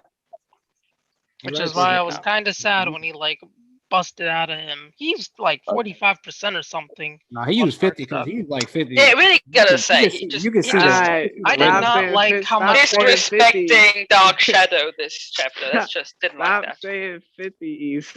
I just want to understand. Why her face red as shit then? Look, I just didn't like the I just want to say this. Deku shouldn't have used that much force on Dark Shadow. He's just trying to keep him safe. I just want to say this though. Well, now it's factual that now Dabi and Deku stink. Yes. No, actually, Dabi don't stink though. That was fucking that was Ujiko's. That was fucking John Chan shit. Exactly. We know. We've had this conversation. Slander my boy. Conversation already. I mean, he has burnt flesh. He stinks, bro. Get over it. He still stinks. Like I said, they both stink. I'll give you Deku. We got proof on Deku. We ain't got shit on Dabi. I ain't trying to hear it. Man doesn't even wash his hair. He stinks. Oh my god, that was specific hair dye. Specific hair dye. He stinks, bro. Come on now. Man, if your hair dye come out after you wash it with water, you got some weak ass hair dye. How about you on that shit? You need to get your money back. I promise you that wasn't water. Listen, knowing Dabi, he probably got some trash water. I promise you that was not water. Oh God. Or how about this idea? What if Dabi went to the worst barber in Japan? They just smeared coal in his hair. Basically. He ain't going no barber. The nigga did this shit himself. No, he was at that. No, the first appearance he has, we saw him at the hair salon. That's in the anime. That's anime only. Stop. Wait, what? That's anime only. That's anime only? Yeah. Look at you. Wow, look at me. The first time we see Dabi. You call yourself an MHA fan. Wow, man. I couldn't remember the first appearance. Not a super chat. Not a super chat. One $10 super chat donation from Veronica. Thank you, Veronica. I just want to point out that the whole class finessed Deku into the building into Momo's trap. She had to make that before the attack, and they corralled him and well enough into it. They came with their plan. Thank you, Veronica, because niggas was talking shit about when they get here, what are they gonna do? What I hope they got a plan. I don't know what they're gonna do. What the fuck? Like they had days. Y'all think if Momo came up and stopped Maki it within 10 seconds, literally 10 seconds, that massive plan, y'all think they got a couple of days, they gonna be like, all right, you gonna pull up. I've heard people say I would like more of an explanation on the put to sleep machine. I need that thing. What else? People said that Deku lost the fight. He hasn't lost. Wait, what? Who said The that? fight isn't over. I know it isn't. First of all, it's not over. Second of all, ain't nobody do no hands. No, I mean he is Exactly. currently stuck. He is currently stuck. He's not really stuck. Wow, so are though. we really not gonna? Are we really He not? slammed stuck. into the He's- ice. He slammed into the he's ice, as stuck. and then he brought his hand out right after. He's about as stuck as he was in Dark Shadow. He's not admit, stuck at all. yeah, of course. But currently, if this were the end of the fight, Yes, if you Wow. just ignore the, if you just That Todoroki bias finally carrying over to the Hey children. man, once again, Yeah, right. once Not again, I that just wanna- Shoto Raw. Not that What- Shoto Raw. I want to point out this y'all fandom, this y'all people that be reading. I don't know them niggas. These y'all Yeah. people. So, Which no, y'all I people? don't co-sign any. I don't co-sign any of this behavior. Okay. Get y'all people in order. Hey, look.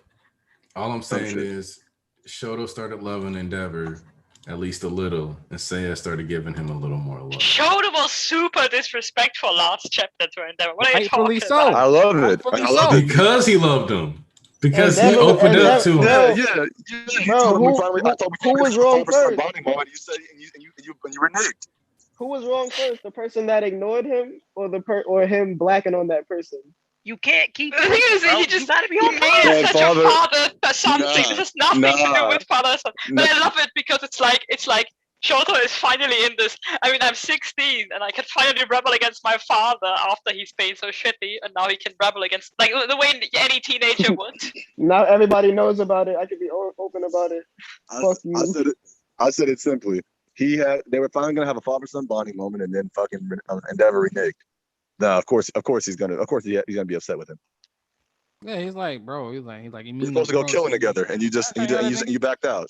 Bro, like low key, if my Nigga dad said promised we're me to supposed go to catch kill a him body and together. then did if my dad promised me we was gonna go catch a body and then he didn't left me on red, I would be hurt. No, not even anybody. Your brother's body that came back from the dead. And Hey, I got a little brother. I catch a body anyway. I mean, some people it do be on site though. Like, let's not forget. Hey, listen, Shoto on site. When Soto see Dobby again, I don't know what's gonna happen. He gonna be in the mud because you know what's gonna happen. He's gonna. It's gonna be. You know what, Darby? You're an idiot because actually being with my dad currently is super awesome. Well, my thing is, do y'all think He's that not this has saying gotten- that. Well, Guaranteed. my thing is, do y'all think this got to Deku? Do you think he's actually going to hear them out? Nah. It's gonna But take somebody. Deku's It's gonna gonna get take him somebody. out. It's gonna take Maybe somebody. maybe Otako. Maybe Otako. It's gonna take somebody to punch that nigga in his head. To me, I don't think it did anything because I feel like, but I mean, I'm probably going to be wrong. Probably going to be absolutely wrong. But for me, I don't think it's going to do anything because they talked. And then even though he's crying, he's saying, what is it? I'm doing this all for y'all. Stop this. I'm fine. Stop worrying about me. Even in the end, he said this. Okay, Yeah, you know I what's hate crazy? that. You know what? You know what I need them to look at Deku and say? We're What? fine, nigga. We're fine. No, to say Deku, you're fine, but with Yugan, we're not fine. So please come, and then we're fine. Oh, They man. trying to be rolling banditos though. Like, Y'all right, bro. I need Ochiko to hug Deku and then body slam that nigga into the ground. hey, okay, real quick. Gunhead martial arts finally getting like a real action sequence in the anime was a blessing because like the extra height she's getting on her slams because she can just turn people's gravity off. Real life fighting, like bro, she's basically getting high rope maneuvers off on people while standing on the ground. Oh my Respect. god. Hey, it's Monoma. I mean, listen, just a little bit of training, getting high amplitude takedowns for days. Oh, are they gonna score 5 points for that? Hey, we got a super chat. Oh, let me speak on that. Nader coming through again. Can I just point out how fast Momo, Shoji, and Kaminari got to that level of the building that quick? The whole class was in front of Deku when he used smoke string. Exactly. Damn, hold on. Right. I imagine that how they just when the fight started, they just ran up the stairs for the entire fight. Kaminari could probably scale the building from what we've seen from the war, because that nigga, like Ganeki said, he like That nigga actually speed blitz. That's just or maybe Tokoyami carried them up while. Out of curiosity, do you guys Tokoyami. know how the Superman ride works at Six Flags? I do. I know that. So, wait, did you say you do not? No, I don't. Okay. She's not from here. Yeah. I didn't know. I just know that that's a really famous roller coaster, so I don't know how famous like it is like internationally. That's why I double checked. But basically, it's a set of electromagnets, and like as it goes on the track, like the front of the car gets pulled because of the way that the attractions are set. But because it goes so fast, once it goes past that point, and then the magnet ends up pushing it forward further because it ends up being like, so it's like a consistent chain. And I'm pretty sure that's what Kaminari uses for mobility, because you'll see him like static charge the ground and then like fly forward with it. So he's getting better. As long as he's getting better and better with that, he likely is going to get some gear to augment it. And so he likely could have taken them up there too, just by like having fast. Oh, it'd be cool if actually got some magnetism. I'm pretty sure Shoji can get it his way up there on his own. Yeah, so. You'll be surprised. Magnetism, you know, it ain't about propulsion. Yeah, I know. I thought it would be cool. You bobo using jetpacks, using blaster boots. I'll laugh my ass off, boy. Oh, listen, boy. Forget Kaminari. He gonna be the Japanese Static Shock. Hey, listen. Nah, raw in the stash. Nah, bro, I can't wait to Kaminari get that lightning sword. That shit gonna come back. And I'm be fucking shaking my ass. I can't wait. My ass out on TL. On the TL East. Whoa, we got a new one in here. Ooh, okay. Devil's Wishlist 01 coming through with the big boy super chat. Off-topic theory. What if in a future fight with Shigaraki or another villain, somebody like Deku Ochako, Bakugo, or Mirio gets dusted or killed, and Eri saves the person from death but sacrifices herself while doing so? I'm gonna be honest with you. I don't want Eri dying. Like at any point in the series. I love the beginning with I'm gonna be honest. I don't want Eri dying. I don't want Eri dying, and I don't want Eri bringing anybody back from the dead. So fuck that. All right. Why can't we like take her to like some farm somewhere? You know, I ain't saying do the old Yeller route. What are you trying to do? Trying to listen to fucking Last of Us 2, nigga? Okay, hold on. Okay, so World League Champion, aka Bishop Watkins, came through with a super chat. Sorry to all. I got pulled into yard work duty this weekend, but I got to give a thought. God tier out of 10 chapter. Hit me hard personally. Many to your shed. Thank you, Watkins. We appreciate you coming through. Hey, Mito, it's nice to see you here. Hey, you spitting, Watkins. Okay, so real quick, I will actually address like this concept though, because I appreciate the donation. And so I don't think Eri should be able to rewind dust. I think that is like a little too broken. And I don't think that's the level of power that Horikoshi has necessarily been trying to write her to be at. And furthermore, I am of the belief that if you're going to get Eri like to that level of power, then that's time travel Bakugo levels of power. To which I've always said that if that's going to be a case, then she needs to use the Buster Sword specifically and have an adult Eri come back in time. So turn this into Runaways? Hey, I don't want child Eri being that powerful or doing anything like that. So yeah. Right now, all she gotta do is eat her candy apple. That's it. That's it. He's gonna turn us into Days of Future Past. That movie was trash. Or the movie, nigga, the comic. When I think of time, hold on, Days of Future Past. And the comic, is that the Matthew Malloy movie or a different movie? I don't remember. I don't know who made it. I know the difference between the comic and the movies. And the movie, obviously, it's Fox, so we had to make it Wolverine instead. But in the comics, it's a adult Kitty Pryde who goes in the past. Okay. But you know, movies go more marketable character equals more money equals blah blah blah. You know. So one of my personal favorites with, as far as in regards to X-Men comics with time travel, is the Matthew Malloy saga, because they end up going back in time. It's about the Cable shit? The Cable and Hope shit? No. Matthew Malloy was basically this mutant that it turns out that he was an Omega level that could accidentally just wipe stuff out, like would just clear you out instantly. Almost was able to put people back together on the first day of learning how to use his powers. So busted. Definitely was able to resurrect himself. Was capable of casting psychic illusions subconsciously, which is how Xavier detected him when he was a child. So basically, Xavier, like this dude is so powerful that when Xavier met him as a child, he put mental blocks in his brain so that he would never access his mutant ability. Hey, what was that power called? I don't even remember what its name. I don't even think it got a name. He was just OP. So he's just built different. Yeah. So the solution ended up being like, this is what was crazy about this is that they went back in time to get Xavier, because Xavier's dead at this point.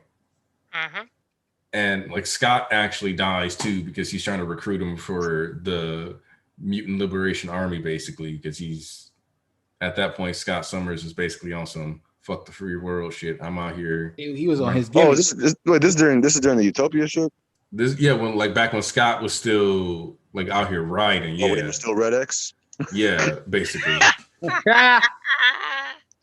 And comics. So they go back in time to find Xavier, to go back in time with Xavier again, and Xavier uses telepathy to make sure that dude's parents never meet. That caused too much trash. That's how much time travel, timey-wimey we got with that one. Well, since we talking about, concepts from comics and shit like that, let's move on to DeMarco. You can talk about grind time, battle rap. No, let's stop. We'll get off topic. So this came from I'll start by prefacing like this. So we talk about comics. I know a lot of y'all might not know, but the Power Rangers has the comic books. Oh, I read them. They're good. Comic books aren't like the TV show. There's a lot more darker and more, human. You can say, so to speak. And then some of the comic books, I think I know the one that has I think a Mighty Morphin that features the Green Ranger. BG can help me out with some backup, right? No, because I'm only reading Go-Go. Oh shit. Well, and that one is it's set like in the future, and some of the timelines come together. But in that case, I'm pretty sure I know where I'm going with this. The villains had taken over, and the Power Rangers on the back foot, and some of the Rangers actually work with like whoever was the villain at the time. And like I know Tommy's going through his whole psychosis shit, like where he's kind of like. Rita still like a villain in this generation? She is. She is in Go-Go, but I know what comics I'm about. It's not Mighty Morphin. It's a spinoff of that. I know what you're talking about. Okay, but yeah, you see what I mean. But it's just like, and then other the comic books, and it's just like even in those Rangers things, like they're on the back foot as the Resistance, and they're down bad. And there's other things to look at, like Star Wars, they had the Resistance, and again. You can look at a bunch of fucking comic books and just see that a city getting taken over, the world getting taken over, a country getting taken over is just another 5-issue thing a lot of the time. And like that's what I'm talking about with shit. I can hear people say like, oh, he really can't do it or this, that, and that. Like, says who? It's not like it's some impossible, a never before done thing ever. And even if something hasn't been done before, how you think shit gets started? A lot of these concepts haven't been done before. Somebody comes along and does it, and then it becomes so big or so popular, it's commonplace. So like, yeah, kind of like it's like people try to envision how it would be once their Shigaraki take over, and like it just be a resistance. There's a lot of comic books or like movies or like shucking shows you can just look at where the heroes lost to the villains, and now they're on a run as a resistance group. And like I like to say, for when Shigaraki them do take over, be Deku and the Freedom Fighters, so to speak. But now this comes to the topic I want to talk about. DSN said, and he was talking about I've been thinking about the symbol concept in MHA, like All Might, the symbol of peace, Endeavor as a symbol of hope. What is Deku supposed to represent? I guess the symbol of unity. But then we talked about how it's not just Deku altogether. It's like the encompassing the Class 1A on that Justice League gimmick, so to speak. But we've been trying to come up with a name. Of what? Like what would they be called? Like, because it's not just Deku anymore. Like the whole he's supposed to be a symbol piece. He's supposed to be like that. Oh drop. yeah, That drop. It's not a just about him no more. Isn't just one person, one thing? I mean, you could that symbol of unity thing still works. Yeah, that's what I'm saying. Because as a group, they are a symbol of unity. Monarchy, I can see your face. I'm trying to think what would be, because used to think of like the symbol of hope was like what Deku would be, but now it's like it goes so much beyond that. Where I think the best thing that they could be is considered like a symbol of unity and protection. Deku. If Deku's a symbol of anything, he's a symbol of self-sacrificing stupidity. Yeah, but this ain't just about Deku. This is beyond just Deku, like we said. Yeah.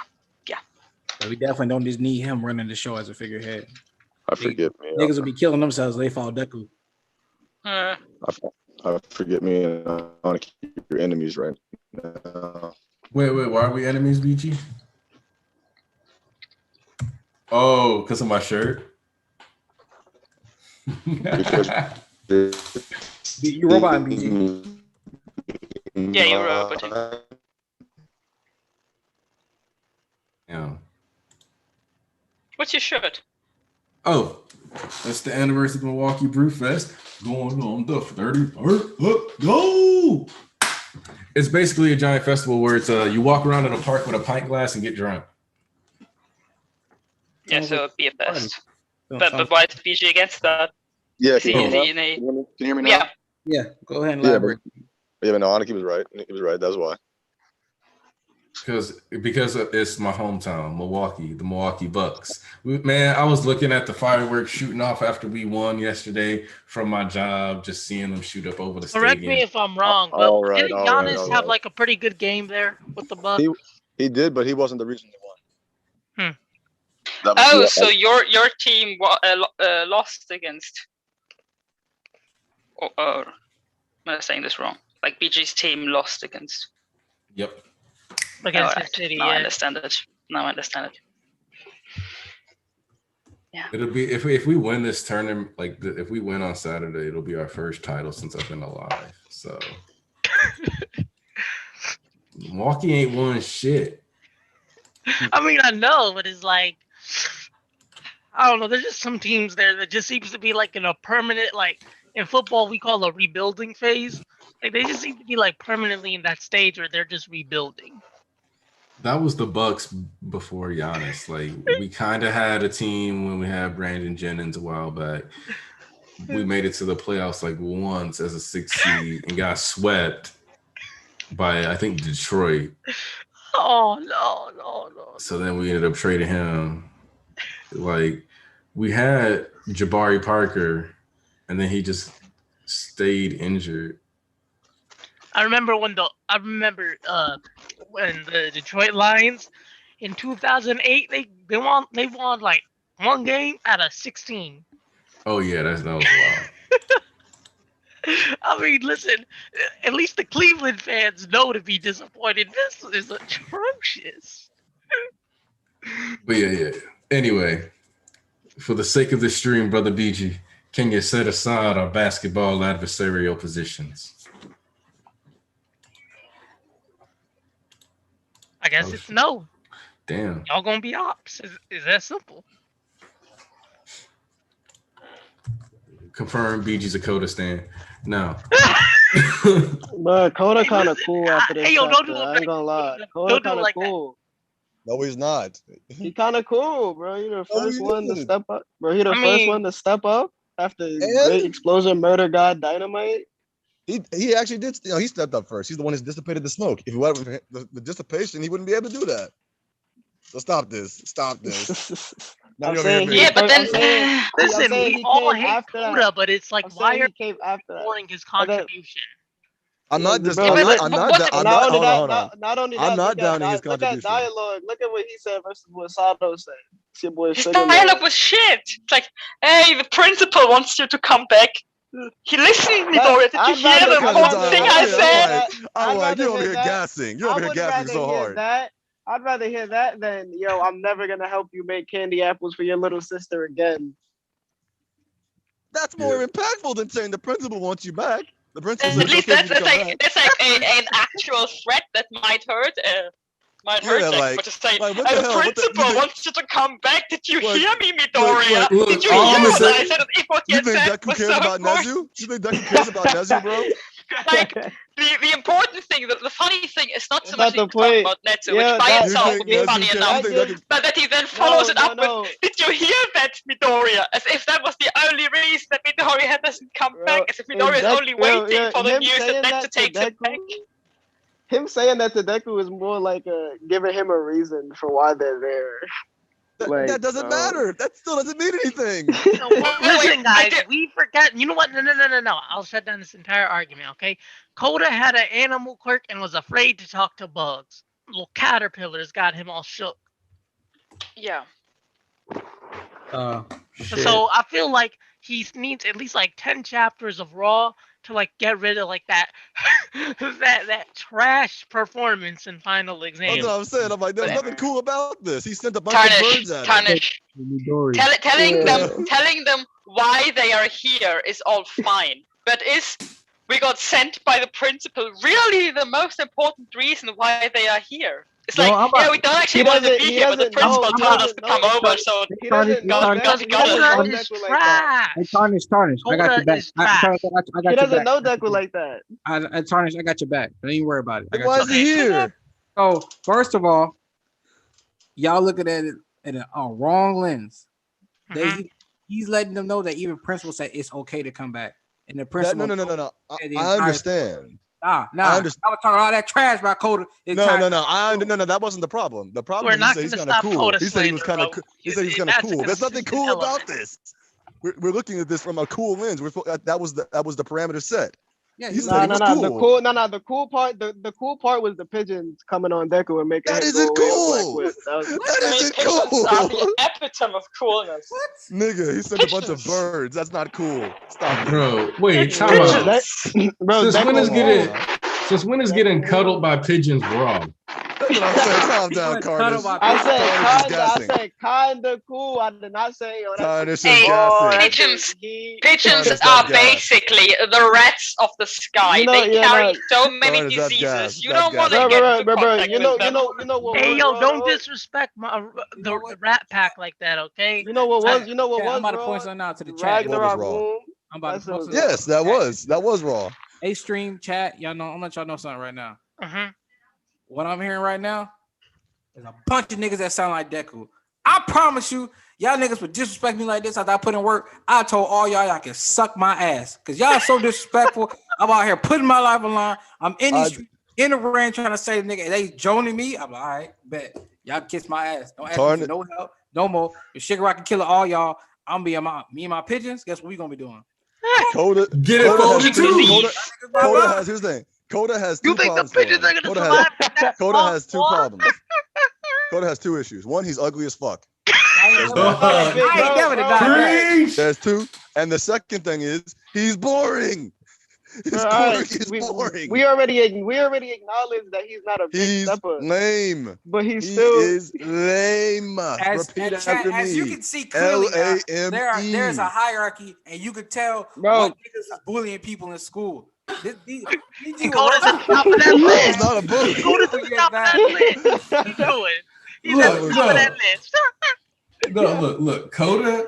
Yeah, this here's the quiet reality. kid in class popping out. Come on. Look, no, bro, because if Coda was cool, all Coda had to do, here's the thing: if Coda can talk to animals, he has the least excuse to be shy, nigga. Everybody is your friend. Everybody is your friend.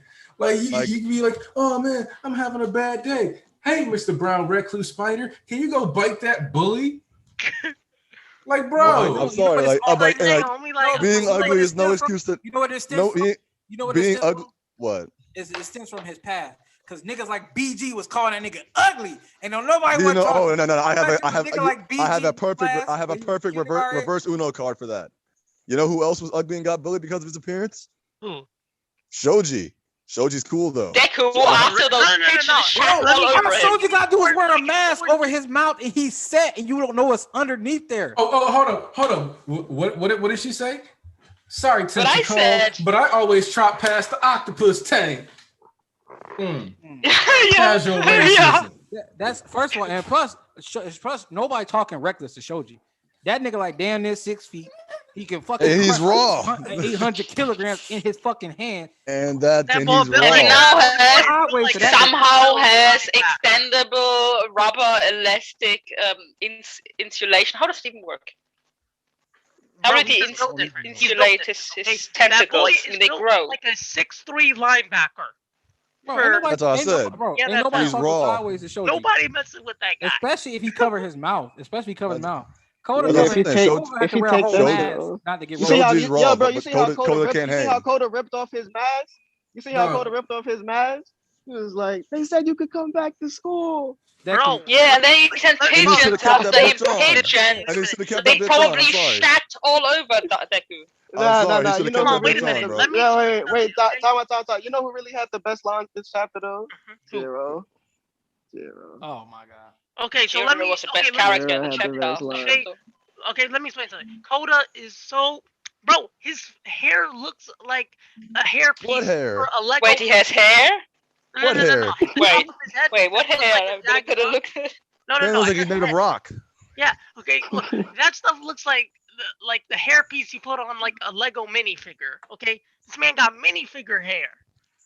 Bro. Come on. He No looks like hair. What? Me- Oh, yeah, that's Mega, what you mean. Mega, you on point. Coda finally does something Weird. and he immediately gets bullied. Poor kid. He's gonna have to go back and When Coda actually has a raw moment, I'll say he's raw. There's nothing raw about sending birds at a nigga. his most raw moment was learning to talk to ants.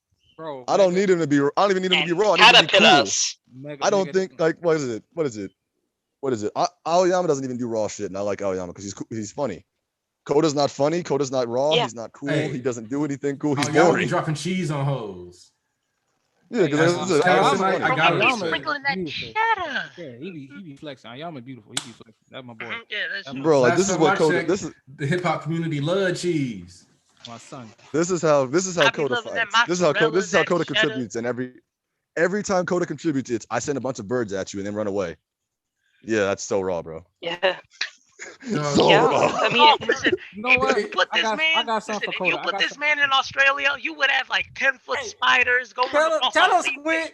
Tell us, Squid. he can't talk to spiders. Coda yeah, should be please, like please. Fushiguro.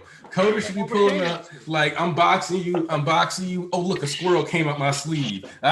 Like that's how like All right, you know but what? like- You know what? That's you know no, what? he It's should over. have a team of critters on deck, hiding Coda- in his clothes. It's okay. Coda Bugs and in his Hagakure have- hair. I'll put it like this. Coda and Mid-combat. But Yeah, Koda well, likes it's- the cuddling zoo. Just give him his Koda cuddling and- zoo. A few goats, a few rabbits.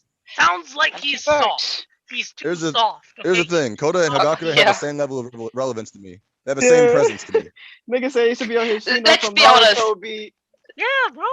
Let's be honest. If Amakiji ate all the animals that Koda sends, it'd be way cooler. It would. Hey yo, facts. Is Wait. Dog Coda- can eat dog. That's because Tamaki is dope. Yeah. Tamaki Tamaki is raw. raw. Okay. Hey, yo, Coda. needs like Hey, bro. little cute bunnies to like be comfortable. Hey, Come on. Cody. Hey, Coda. Listen, Coda, you right Coda there. will have a Go Coda ahead will and- call an army Coda, of fucking go ahead and army of head fucking to like Australia. squirrels and say we're gonna fight at we're gonna beat Nah. ass. Fuck all the bullshit. Coda, head to Australia. I bet you niggas won't be talking shit. Yeah, I like won't. eating just Y'all one of won't. these squirrels. 5 foot spiders. Amakiji would already be jumping cooler. at you. What's he gonna do? What's he gonna Y'all do? got Gonna call 5 foot Kangaroo? He's gonna spiders call jumping up. Kangaroo Hey, Jack you know to what? beat ass You know for what? him? I He got won't proof. talk to. He's not I gonna got talk to proof the that y'all wouldn't be bugs. talking trash about Coda if he was in Australia. Because I ain't never seen Ethan Kane spit some dirt on Coda name. That's how I know y'all wouldn't be talking trash about Coda. Because he don't want no Where are his 5 foot bears and spiders lions? jumping on his ass like this 8-legged freaks. Hold up. Tell Coda because to let's be upgrade to honest. geese. Thank you. Get some geese up Yeah. in this hole. Let's be honest. If Koda sent an emu at Ethan, that would be over. Hey, what? I mean, this is That's the point. flashbacks. That's the point. Flashbacks, PTSD, all coming back. Man, But guess what? You carry We guns in ain't Australia? it's They a have guns. Right. They don't have guns. place No. There are no emus. so he's soft. Smoking that bitch today. You know what he should do? He should move out the country and become a foreign hero. That's what he should do. I wish a Get better Mm, employment. Let me Google the most dangerous animals in Japan because of course they have some, right? They must have some. Probably got to go into like the mountains or something though, because like the industrialized areas probably aren't gonna have that much wildlife. They have some bears. He That's should be the thing. calling in like some 10-pound, what? like 10-foot gorilla that could like throw like a building at someone or something. Like get him in Daniel. Australia. I mean, you could be right. I mean, you could be absolutely right, Squid. That's fact about Daniel. that. But the problem is, he can give a big army, and it's like gorillas and lions and shit, and they all beating niggas' asses and shit. Man, listen. To me, that just Look, says man, I'm just saying. To me, that says you shouldn't have put a hero like him in fucking in Japan, where there are no cool animals. There are actually some poisonous snakes, but I mean not super poisonous, but poisonous. Hey, time out, Daniel. And a giant centipede, but he hates bugs. You see, like, also, like, yeah, see, Coda needs to just like fight some villains and get a better costume. Listen, better costumes come for everybody. All right, we don't need to focus on that. We gotta address the fact that some drip a little more than others. That's just character. People, you already know, like, because for some reason in anime they always make Kirishima wear this ugly ass or shit that just don't fit. And I'm like, all right, bro. Now I know he would dress simple enough not to be rocking some shit like this. Like, I'm like, all right now. Yeah. Honestly, Japan sounds as intimidating with their wildlife as Germany. I mean, if the mosquito makes your top 10 list of most dangerous animals, it's a bit disappointing. Jeez. We have cougars here. Like, look, Ojiro got a smooth gi at least. Like, Jiro's outfit is still like pretty solid, and it's just the like fire fit. Her and Kaminari fire fit. Like, they kind of match low-key. Like, Sato needs to get his stuff together too, though. Like, Sato and Koda got to get their fits together. Because like I get it, like he's supposed to look like a bag of sugar to a certain degree, but like I just figured him as like an old school superhero. That's really simple. His name's simple. His quirk pretty simple. It's efficient, but pretty simple. Also, be a simple man. Wait! I just realized we forgot to factor something in. Of course, Sato was gonna say something stupid. His quirk lowers his IQ. Oh yeah. He even has an excuse. Dumbass nigga. I mean, and he still said something better than Koda.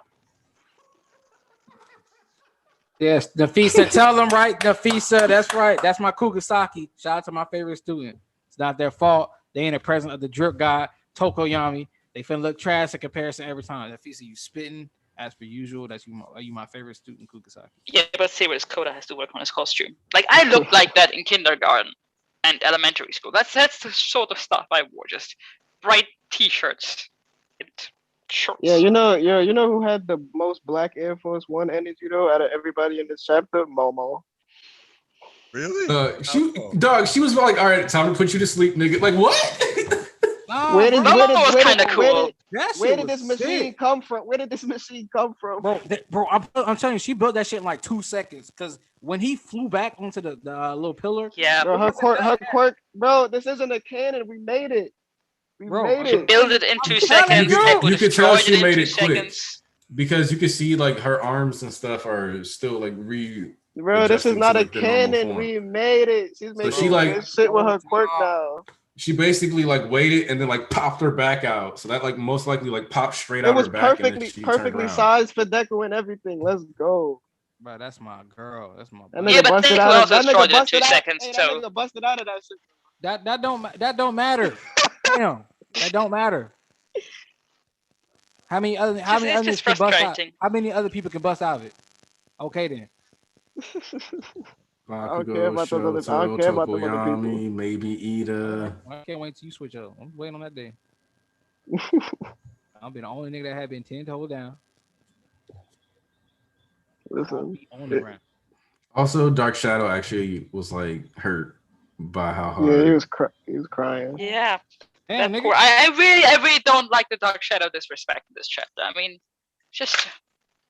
You mean him breaking out or Dark Shadow being This is even a properly dark Shadow. It don't matter to me because that's my nigga. It don't matter to me because not like they were all trying to actually hurt him. He took the most power out of Deku. Yeah, Deku had to use his realistic without damaging himself, realistic strength. Yeah, had to use 45%. But you know, we also got to add some context here. Number one, they're not in like pitch black darkness. Tokoyami isn't angry. Exactly. Like there's a lot of like Tokoyami isn't operating at full power here. Nobody. That's my thing. Nobody's doing. Yeah, nobody is. That's why I'm not upset that like I said, that's my goal. I'm not upset because it's not like when he fucking attacked Redestro full effect trying to crush that nigga. No, 80% at the bare minimum. He literally just said like, "Woom, okay, I'm talking to you, Midoriya." He wasn't fighting. He wasn't fighting the nigga back when he did that. He was just trying to talk to him and not. Also, I really like Shoto's using of the heaven piercing ice wall being like that. The fact that like we used to see that move all the time, but since it's gotten the name, we consistently get the name now. Like, yeah. But this one was really. Wait, why do I hear buzzing in the background? I think Sayaz's mic is just a little funny. Wait, let me mute myself and tell me if it's better. But yeah, this is also one of the tallest. Yeah, like I was gonna say that too earlier. Like this is like the tallest one. Like this is the real heaven piercing ice wall. God, I was reading that shit. I said, "Damn, this bitch in the fucking sky, boy." I'm like, and he just sit on top of that bitch, like hanging off. I'm like, oh, this nigga trying to be like his brother. That's crazy. He stole some Adabi drip. He was like, if he can move like that, I can move like that too. He said, hey man, listen, when we get our new costume, I'm finna get a coat too. Yo, imagine, bro. But them niggas pull up with each other in the coats, like they on some Kingdom Hearts shit, walking to each other. I was like, hey, listen.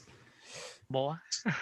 So what's wild about that though is that he still has the chest plates, so that would mean that if he gets like a longer coat, his costume would literally be a fusion of Dabi and Endeavor's. Hey, listen, man. I mean, if that's what it takes, that's what it takes. This is also going to be a crazy ass sequence. Like Dark Shadow isn't trying to like crush Deku's ribs or whatever. He's just trying to give him a nice little place to have a conversation. Yeah, that's what I'm trying to say. People are like, it's not like that crazy and nothing like that. It's just like, bro, nobody trying to actually fight and kill each other. Like, we just chilling. Like, these bones to treat this like they treated everyone versus Shiomazaki. Just cause. I feel like Deku last quick like based like a Hadouken, that ass. He needs another offensive quirk. In case you forgot, he find a fucking monster with nothing but offensive quirks at this point. Like those little tools are cute and all, and they work, but smoke screen ain't gonna mean shit when Shigaraki flick his hand and that shit dissipates. And he probably got that heat vision quirk. He got fucking search, so like the smoke screen isn't gonna do much.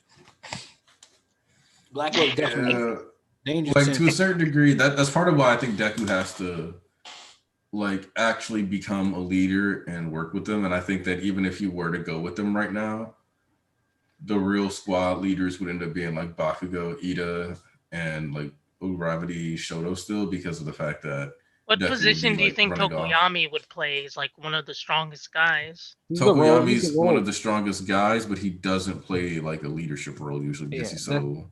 Yeah, that's never. He's more of a utilized or he does his own thing type beat. He's always been a character that when he works in tangent with others and comes plans, he's usually a clutch or MVP. But when he just does his own thing, he's still like MVP status.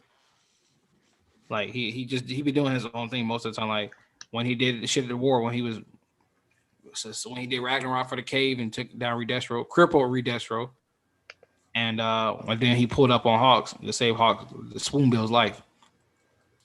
So now you're just calling him Spoonbill? Yeah, it's easier because I gotta stop cursing on stream because we're trying to get that paper. And plus, I'm trying to save as much as I can because the person I turned into by this winter time. Enjoy the peacefulness while you can. Just enjoy it. All I got is. Also, Bakugo still has bandages on his shoulders, so they still have wounds, either new or old. Even Deku does. We just sound out that last chapter. Like, hey, bro, you ain't even heal up. You need to. They just covered it in some dookie. That's it. Yeah. And then he getting more injuries going across. Yeah. Ease, what happens in December? Oh, by that time, at the pace this story's moving, by that time we gonna be around time where the king and the rest of everybody start making their moves. Mm-hmm. I didn't say December. I said winter time. I'm not giving on this okay. day specific. I'm saying like at the rate we're moving and all the plot lines, we're shifting the focus. We've been focused on all the heroes at this particular time for a reason. Well, something. I have to ask a question. Mm-hmm. This it's in reference to a conversation I had with Coffee and some other people yesterday and Coyote yesterday. Black, yes. They were talking about you know how like the like they talked about the foreign heroes showing up. Mm-hmm. They're questioning if that is the movie little tie-in little thing that they're gonna do for this. So I wanted you and I kind of agree that it is. So with that being the case, do you think we're actually gonna see them, or they're just gonna be mentioned and we're not gonna actually see them? They're coming, 100%. That aid is already on the way. There's nothing stopping that, unless they're like, no. The aid could come, but we might not ever see them. So that's what I'm saying. Horikoshi will put like little homages to the movies when he can, like in MVA when he put that tiny ass panel of 9, but he won't like have a character say something in the story. No. That isn't what I mean. I mean the people who are showing up, some of them are in the movie. So the question I have to you is, are you think we're gonna actually see them in the? You're talking about that panel. You're talking about that. Yeah, like he showed the little silhouettes of some of those heroes from America. Around the world. That's who they're talking about. That's who Endeavor was talking about. He said who's it coming. Is. So that can't just be a movie tie-in. Okay, I see what you mean. Yeah, because it is a movie tie-in, but I'm saying do you think they're gonna just treat it as a movie tie-in and then just leave it, or they're gonna actually show them? And they're gonna be relevant. I get what you mean. Basically, what BG's saying is that for now, I know you get terms, but people that was confused at first, like me, BG's basically saying like the silhouette back in 303 when Spoonbill was talking about all the foreign heroes to come, but they couldn't come because of the paperwork and stuff like that. Those are heroes from the first two movies. And not the first one. That's from the third one. No. 303 had heroes from the first and the second. I know what you mean. I'm just saying.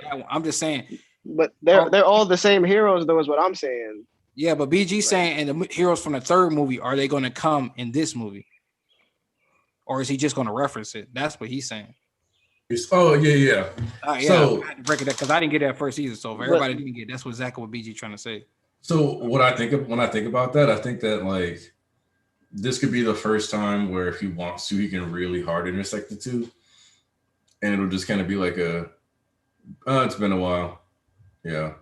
Because like I said, like Camino was watching miles of land, like mile-long tracts of land get blown away.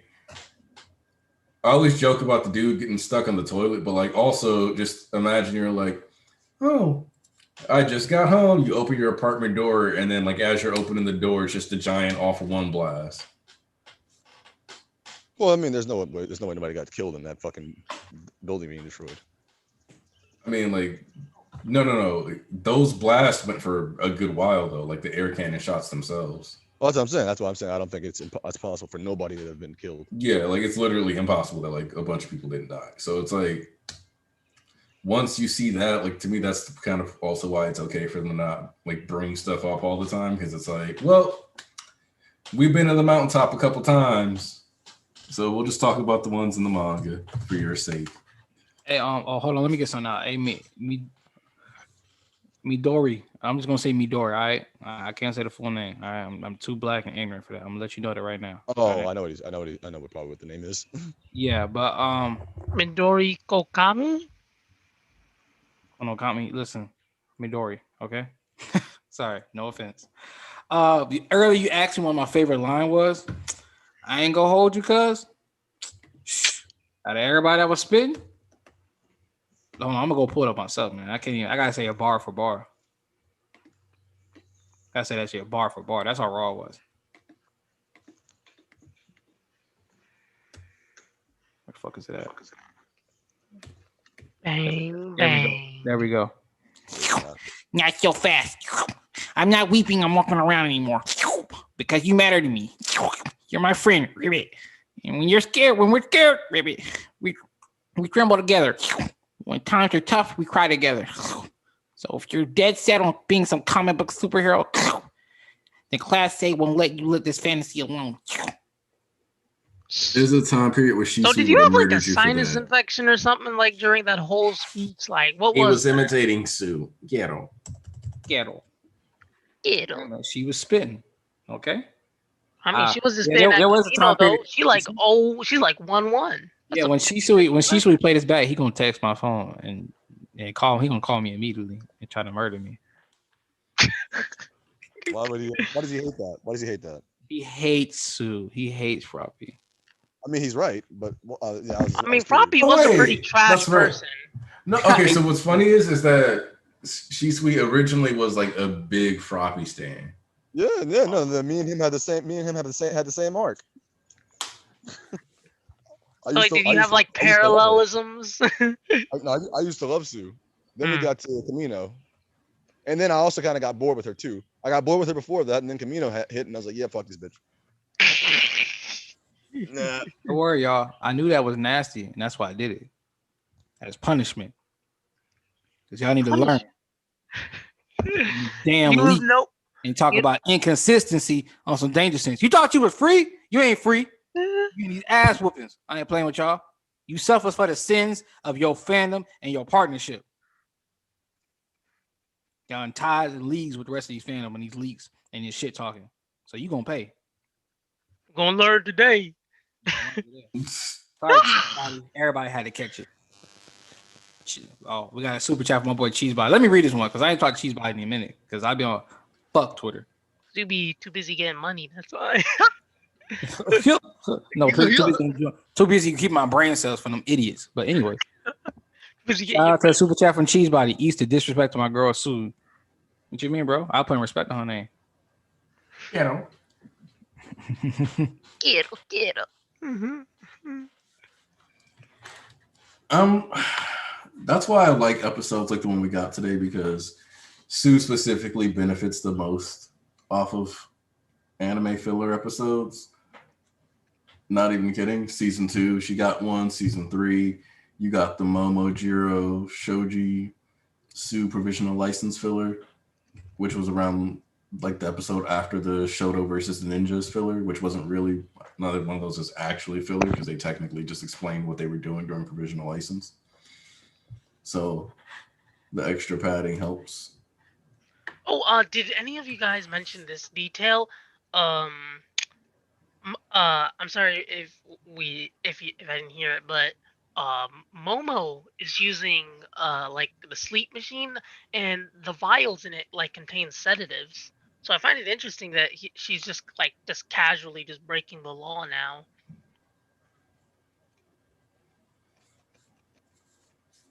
Hey, bro, once you break it once, ain't no problem. I found that interesting. Also, like typically when like something's like very important, she like gets very expressive. But here she's like extremely like subdued. So I think we're gonna get more exploration of like what the war arc did to her. Like to me, I feel like this is somewhat sort of a mask right now. Well, so for Sue, the right thing ended up being saving Bakugo. And then like seeing what happened at the war arc likely has shifted her perspective, where not only is this her being like, yo, we've been together since the USJ, we rode out together, you know, during the Forest training camp arc. But like Camino, we didn't ride together, but like, you know what, fuck it, we're gonna bring it all back. That positivity from back then, and then pair it with the circumstances of now, because you know what, she was placed with Tokoyami. She was always stated to be like an emotional anchor and something to like help balance it out and like help people stay centered. So like that's kind of why like Sue still has to come in, and you know, she's one of those people from the sixth spread with, what was it, Shoto, Bakugo, Ida, Deku, Ochako, Sue back in the day with the six. Yes, sir. Yep. Somebody asked how they felt. Everybody felt about season 5. Yeah. I'm fine with season 5. Yeah, my thing is that I've enjoyed season 5 because I'm not worried about what order MVA is told in. I care about whether or not the important crux of the scenes are done well.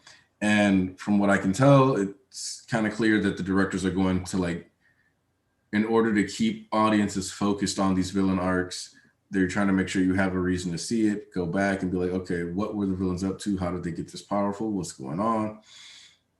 But the other thing is this, is that even if the order is slightly different, the Endeavor Agency arc has still been the Endeavor Agency arc. Like, it's the same plot.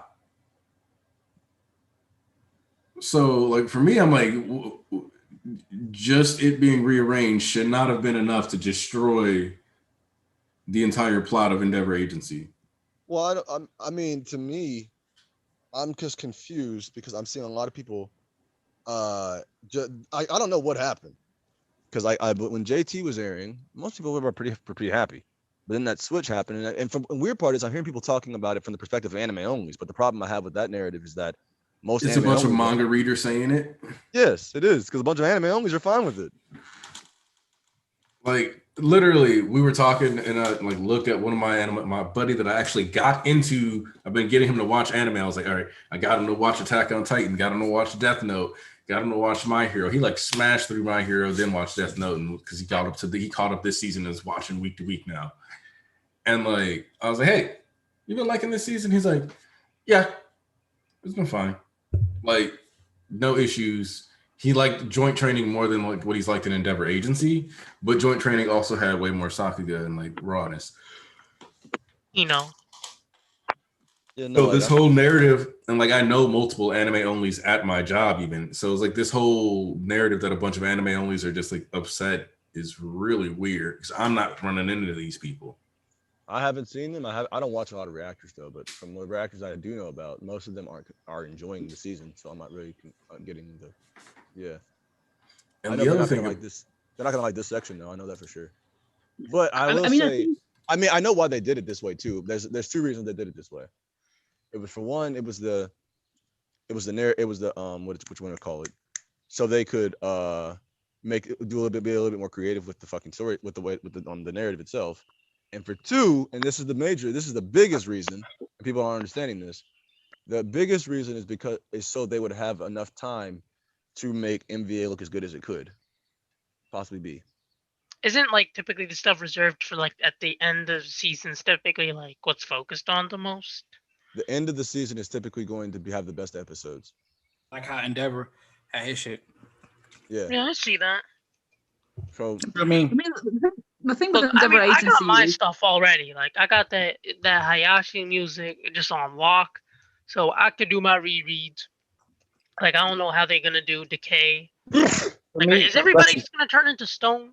I mean, for me, I mean, Stone Man. you got a point, No, but no. For me, I mean, Coffee already told me that the scene with Shigaraki isn't even gonna look the same by the time they actually reanimate it, then just like do it, because that scene was just a build hype. But he said it won't even like be the same. It'll be probably more high quality produced when they do that scene at the end. Of course.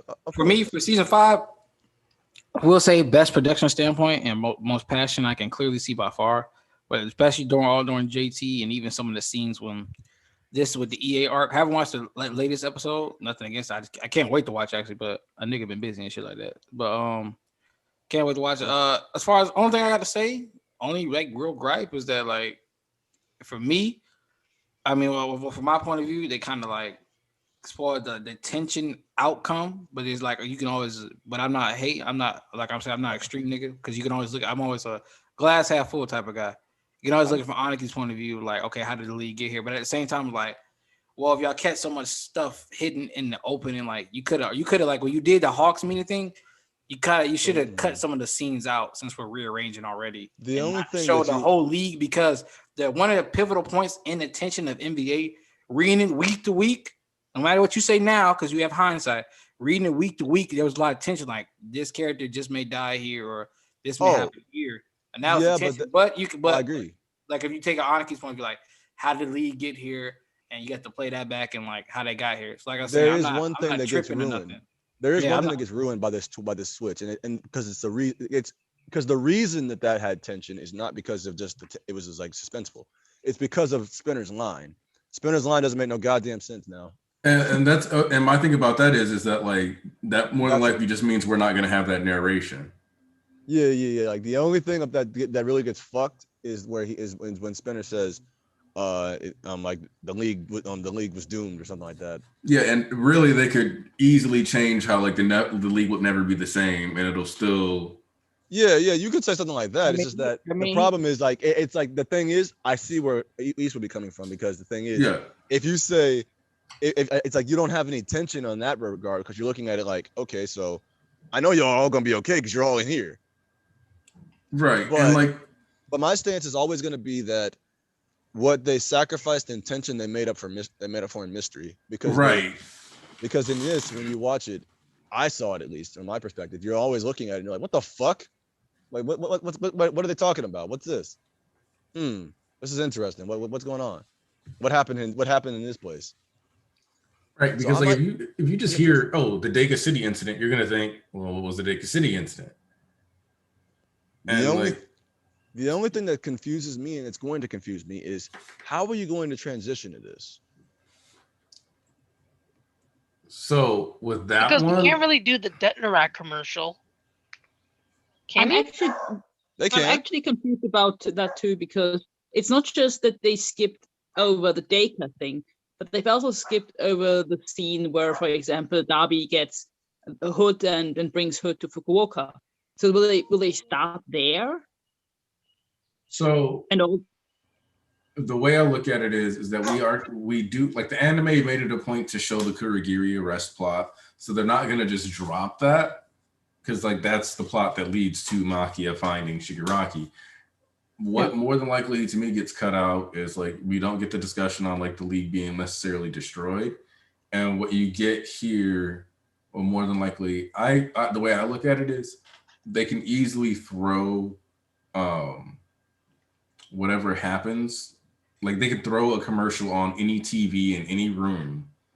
Like while Shoto is talking to Deku and Bakugo, you can be like, oh yeah, dad bought us a new house and we're gonna move and pan over and then start the Detnerak commercial there, and you can just transition from that.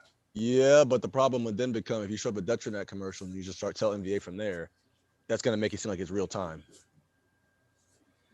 You have to have something that signifies I think old. I think for them, because this is my last. Because I'm just vibing with the anime. I always love the fucking anime. It gives me like fucking boost like serotonin, like whatever for that shit. Like I just be euphoric. I be enjoying that shit. Like my prime example is like the last episode of Joint Training where they were all talking about all their motivations and character shit, and just like the other. And the sunset had hit, and they were just talking about like, yo, do better this and do better, like, well, I feel like this, and then like the sun was setting and it felt like a hard fought day. But like in this case, like I can understand because it's like Horror Coach told it not in the conventional sense because the arc was basically taking place over the course of like three other fucking arcs, basically, like three other arcs, essentially, like 3-4 arcs. So it's kind of in the way it was told makes sense when it all plays back. Especially in the war when Dob was like, well, I did all this shit. And now you see how he got ended because they had funding and clout and they had resources working with the PLO and stuff like that. And that's how he got Star Serving and other moves like that. And then he got the no move from Ujiko. So it's kind of weird for them because it's like, all right, NBA was told in such a crazy manner that, and there's some aspects that like it's kind of hard to pin everything down. You would really have to like work with the team, know the story, and then move it around like very strategically and methodically to really get it fully impact.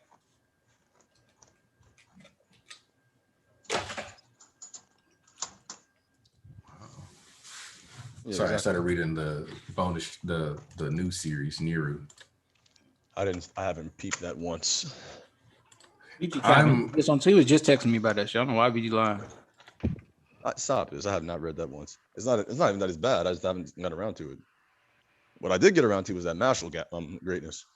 Boy, let's go. I remember how BG speaking on Marshall before. Now we here. I never once said no negative shit. I said I was worried. That's all I said. I was worried. Hey, hold up.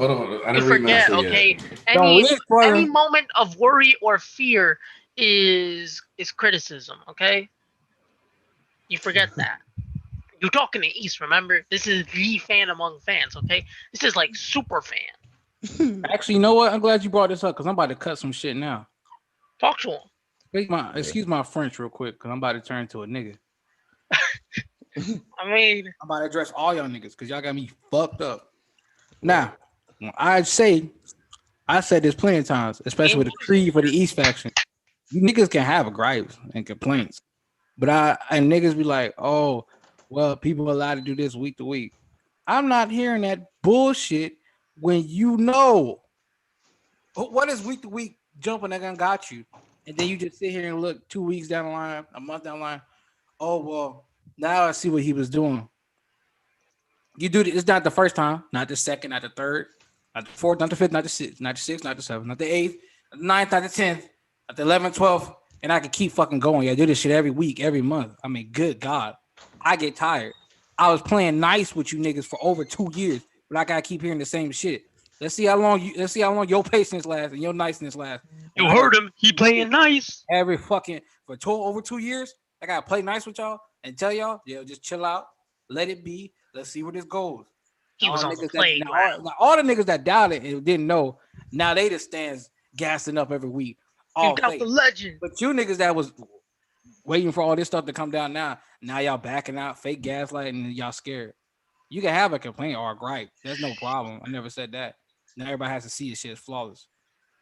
And what I do got a problem with is y'all fake gaslight when y'all come in here. Oh, this is really good. But wait, let me back out. I don't know how he gonna do this. Oh, it was good. My fault. I read the wrong thing. I'm waiting for officials. Wait, reading leaks. This shit. I don't know about this shit. Read officials. Oh, okay. No, bro, I'm not trying to hear it. I do the same shit every year. I get tired of that shit. I read leaks every week, and every week I'm even if I'm not particularly fond of the leaks, I always say they're just leaks. So who knows? Damn, but guess what that is, VG? What? That's what we call something called the minority. Guess who speak for the fandom? The majority of niggas who fake gaslight, bug out, and overreact. Mm-hmm. Like, what was funny is like for me is that I saw somebody be like, "Look at him washing as he should," and it's like he didn't even wash them. Yeah, nigga can't read. You know, well, he didn't. Well, he. I mean, the thing is, no. You forget. Actually, America has some of the worst education systems in the world. So some of the some of the reading comprehension skills are like 10 years below average. No, you reminded me of something actually. I had a debate with somebody about how not debate. Somebody tried to argue with me, unnecessarily, of course, about how if Deku used like even if Deku used 100% of Fajin on Kirishima could take it.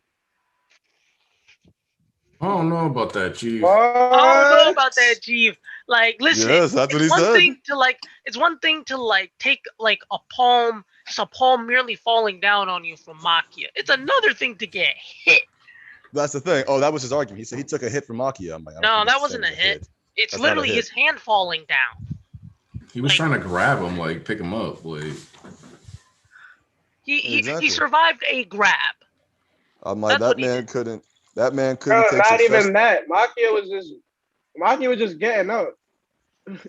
He was just getting up. Like I said, that man couldn't take successive punches. Listen, okay. If Makia really wanted to smoke him, all right, listen. If Makia really wanted to smoke Kirishima would be in like a 5'7" pack right now.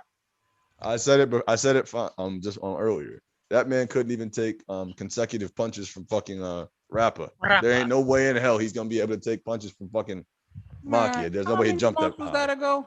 Nigga, that was like I ain't saying he taking Makia. That was like what was it? It was like but you sure are implying it. 4 months? 4 or 5 months? Yeah, and they was out in the streets doing how long, bro? Hold on, that was over 4 or 5 months. Because do you think no, it wasn't. It was in October.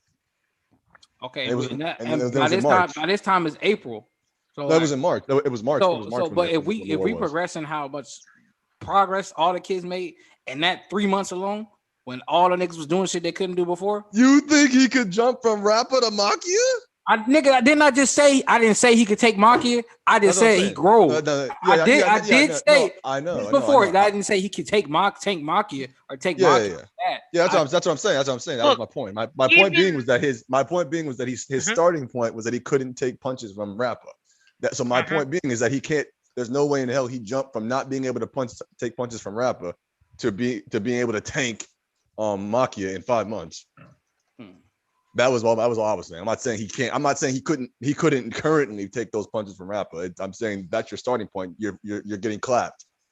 Wow, look, here's all what Makia got to do. Okay, so Kirishima and him, they box, right?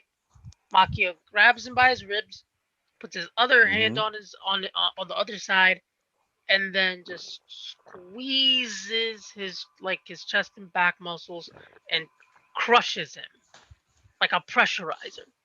That's all you got to do. The strength gap between Makia and Kirishima is something he should not contend with for fear of permanent erasure of his existence. Listen, man. Hey, man. All right, Terrence, go ahead and talk about how Deku can be Makia. Okay. Wait, what? Go ahead, speak about how Deku. He's trying to get you in a bad spot. Don't fall for it. How Deku could be Bakuro? Makia. Yeah. Makia. Oh, Makia! I never said that. I never said. I seen somebody talking about that. If you care about your boy, you don't get him killed. That's what I'm saying. Somebody better save him from that situation. Listen, bro. Deku would probably get him with 200% smashes, and that'd be the end of Deku right there, because that's all he do. Deku could put up a decent fight, but for Makia, it would probably be low to mid diff at most for Makia. Makia is gonna catch that nigga. Listen, you know what's the scariest thing? We ain't even ever seen Makia full power because he got the sedative. We've never seen him fight. We've never seen him fight for real. Bro, we ain't even seen him. Who the fuck is he supposed to fight? Exactly. We've never seen him. He's fighting Kirishima. He's fighting Kirishima. Yeah, right. No, he can't fold it by Kirishima. That's different. Kirishima gonna block Makia a hit, and then he gonna grab his hand. He gonna run around his back with his arm. And he gonna fold Makia on the floor, and then he gonna be like, "Say uncle, that nigga." Dude is like over 100 tons. He gonna say so. Yeah. Guess what? And that wall is unbreakable, nigga. Right now. Oh boy, you funny boy. No, Poison Tree. He basically has an unlimited standard endurance. Okay, he doesn't have it, but he might as well. He have specifically it. has 2 days and 44 minutes of stamina. Poison Tree. I'm just messing with you. It really don't fucking matter. That shit is broken either way it fucking go. He's got an unlimited potential. He's got an unlimited. He's got an endless ceiling, but he doesn't have an unlimited durability. So if you beat up Kirishima for 100 years, right? Like how hard could he possibly get? I don't know. Pretty fucking hard. Yeah, I don't know. I mean, I don't think you should be. He could probably be almost. He'll probably be almost. Probably be as hard as Legoshi's skin. It probably almost. He probably almost as hard as me when I read MHA. That's pretty hard, bro. If you don't watch Beastars or read Beastars, you would understand what I'm talking about. They won't get it. They won't get it. And yo, shout out to Netflix. For being on my hit list because y'all been holding season 2 for a little bit too long. I might have to beat that out now. Yeah, 6 months, 5 months after the fucking season ended. Wow. Oh, hey, they might. Bro. I care about Shaman King. That's what I need to know, man. When that's I don't care about Shaman King. But let's not remember what they did for Record of Ragnarok, bro. That stuff looks like a PowerPoint presentation. Yeah, I can't. I was excited. We ain't speaking on that. We ain't speaking on that shit. I ain't want. Well, no excuse for that nonsense. Especially Adam versus. Hell no. I don't care nothing about that. Oh, you're talking about Record of Ragnarok. I don't care about boy. They shouldn't even did that shit. You had one job, bro. I told y'all after those previews. Series. I told y'all after those previews it was gonna be a slideshow. I knew it. You see, because they didn't show one bit of animation in that trailer. See how way the Household Husband works, because the way it was advertised, it looked like an anime, but that actually wasn't what they were aiming for. It was supposed to be what it was. And it works because it's just a simple comedy show. Record of Ragnarok is supposed to be that fucking. You know what?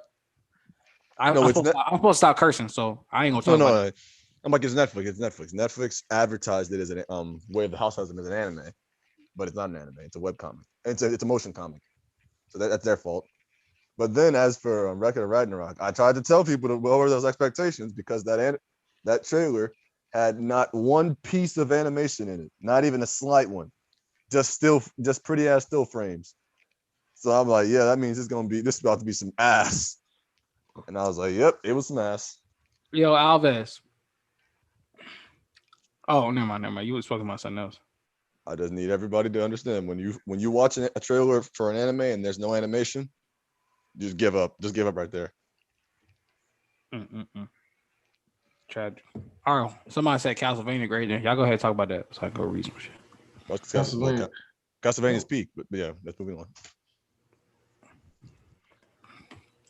But yeah, no, Castlevania's over now, sadly. Let me address this now. It won't be just that cool. In the end, inspiring people, it's gonna be all the heroes, like the Justice League, coming together. Okay? Justice League, Avengers, whatever you want to be. It's not all on one person no more. He may be the MC, but it's not just on him. We already seen what happens when you put all the pressure on one person. He's not carrying everybody. They all got their own 2 feet, and they can move on their own. All right? We're not gonna be shitting on everybody's hard work they put in. Like Shody said, we ain't just no fucking babies that need to be coddled. Ain't nobody asked for that shit, nigga. That's why I want him to lose. Bless you. Thank you. That is best Genius's card in the close to the last panel. I think like whatever.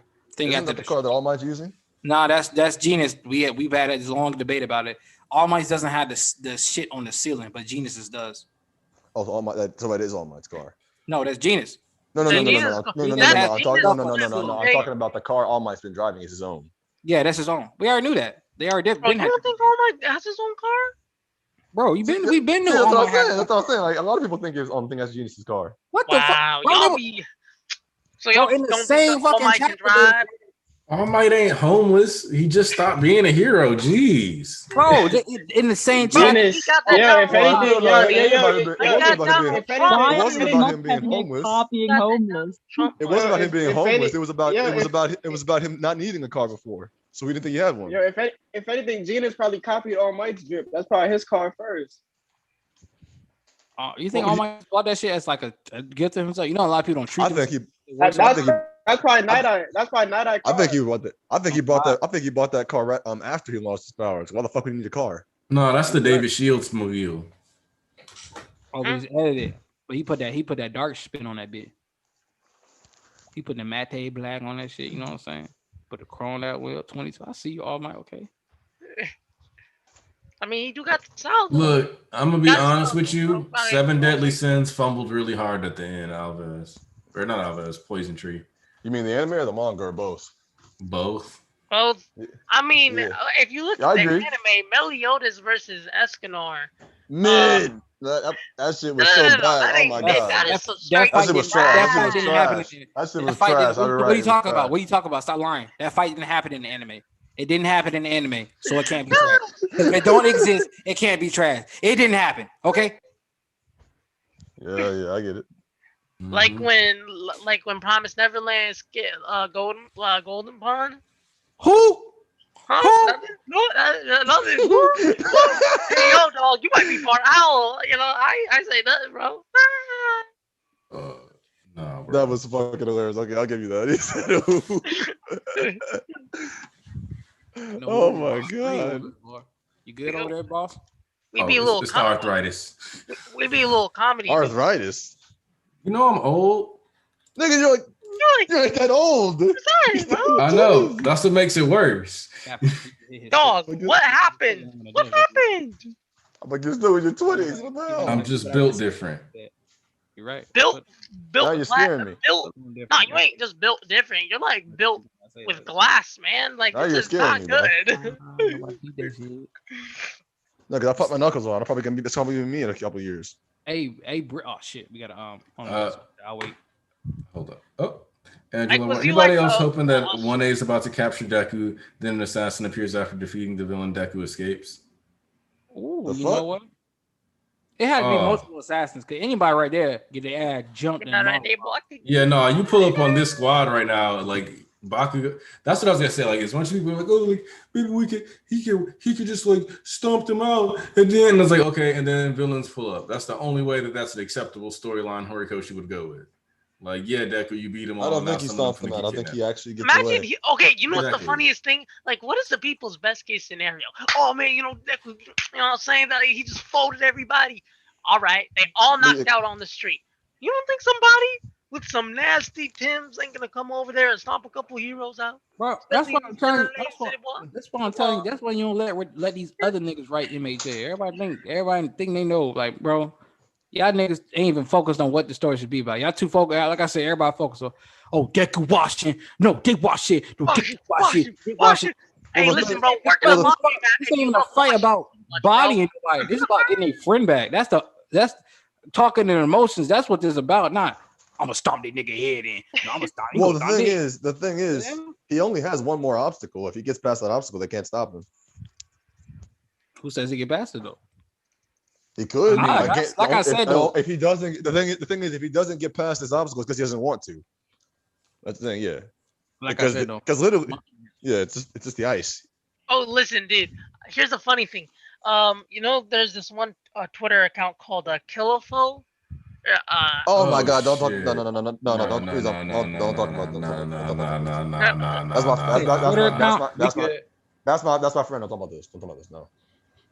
No. This is gonna relate back to the point. I know what you're talking about. I know you're gonna bring up. It's done. You're gonna bring up what he said about the chapter. I know what you're talking about.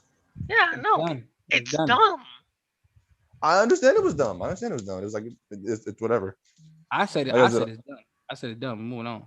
Look. Yeah, it is. Here. I know what you're talking about. He's talking about where he said that he wanted the shit to be raw. Well, he doesn't care if it makes sense. But he clarified on that, by the way. Yeah. He did not mean. But no, because real quick. I actually want to address this because we got to ask. Deku is already quote the next Eren, but not in the sense that he's a super like edgy genocidal. He won't fumble either. No, not in that sense. Animes only. People are hearing. I didn't say how he fumbled. I said he fumbled. Look, the difference here is that the issue that they're both going to have is that people didn't actually pay attention to Eren's character, and a lot of people haven't actually paid attention to who Deku is this entire story for real. And that's why they're like, oh yeah, this self-sacrificing Deku that's willing to die and do all this other stuff. Like it's so new and it's like that's who Deku has been. Dude literally pulled up on a serial killer with 3 days of practice with full cowling. Bro, I don't care if it makes sense. I just want it to be raw. No, he explains that. Stop this. He elaborates on that. Hey, Britt. Have you watched Gurren Lagann? Yeah. Yes, I have. Yes, watch that. Wow. Fight the power. Yeah, I was asking Britt because I was watching the last scene where they were talking about this like one of the greatest final battles ever, and how what Simone and who was doing against the Galactic Spirals and I forgot exactly what their name was, but the creator of the motherfuckers almost spoiled too much. But you know how he was like, and then they kept busting through everything, and at the end it was like they held it back. It was like this one shouldn't be able to stop us. The fuck it was like, yeah, but it's me and my comrades and everybody that was like, and the panels was just showing all the people that made their sacrifices and how they got there. That's the way to use it. That's the way in the final battle between Deku and Shigaraki, everybody but that'll be like a homage to all his friends, not like we all hold their hands and we come jump shake. Nah, they don't need to be there. You can just remember them and they give you that power. That go that plus ultra. A nigga like me sees another Gurren Lagann reference and letting Shigaraki help Deku if they ever do fight all for one at the same time. But that's whatever. If they do that, I want them to fight each other right after. Of course. Let's see. That'd be awesome. So, what would it? I mean, I was gonna say something that wouldn't work. I was gonna say it was gonna be Shigaraki and Deku versus Vestige for one, all for them, but they can't do that because that's for one is Shigaraki. I mean, I can't wait to. I can't unless they fight him. Unless they fight him. I don't know. Unless they fight him in the fucking Vestige world. No, don't worry, Shigaraki gonna handle that nigga. That's all I got to say. He gonna handle that nigga. Yeah, we gonna see. He gonna handle that nigga. I cannot wait. The nigga on the inside and outside. He gonna handle both of them. Deku. I can't wait. It's gonna be cool. All right. Yes, you better ready? Excited. Yeah. We finna wind down. I'm tired of popping. All right. Starting off final thoughts. Squid, go. I mean, all I know is that Deku was pretty. I did not like the fact that out of all the people, he was dealing with, he was 45% on Dark Shadow. He's his own character. Should have been nicer to him. Like, I was very disappointed with that. Okay, Dark Shadow is just as valid as all the other characters. That being said, but besides that, yeah, this was a pretty good chapter for the as setting up for the climax of the arc. Like Deku is like mentality being pushed to like its limits. But yeah, I think like the far more like emotional stuff is gonna be saved for 320, but we're gonna be on break because of Shonen Jump.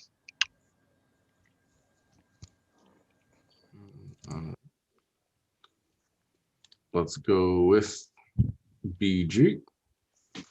It was fun, really fun chapter. It was emotional. Got what is it? Maybe was it after reading the spoilers? I wasn't hesitant, but I was like, okay, I wonder how this is going to go, and it was proved to be very, very, very good. It just shows the show. If you read spoilers, just be patient. Wait for the chapter to actually come out rather than jumping the gun and shitting on it. And who knows, you might actually have fun. No. You see, you got to be ignorant. Remember. All right. Real quick, Brandon De La Cruz, you've been here for a minute. You have a question? I think once Deku either decides to actually go back, we will see what the villains do, or specifically, if Deku runs away, we're going to have a cut. So, like at the end of this conflict, I think we cut to the villains. However, this fight resolves itself is what's going to lead to the villains. So that's how I feel about that one. Sayas, you still there? Yeah. All right, let's get your final thoughts, Bishop Sayas. I always love to see Jiro. I like to see most of the class again. As I said before, I'm not all that convinced by the whole memories. It fell a bit flat for me. But other than that, I like the chapter. I like the action. I'm really looking forward to what's happening next. And I think we all agree that the characters this week weren't the big characters we're waiting for. Now the short and Froppy are there, and when next chapter we hopefully see Ida and Uraraka and Bakugo do things. Really looking forward to that. Yeah, I think that's all there is. All right.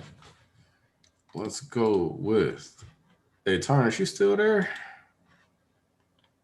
Yep. Let's hear them final thoughts, my guy. I love this chapter.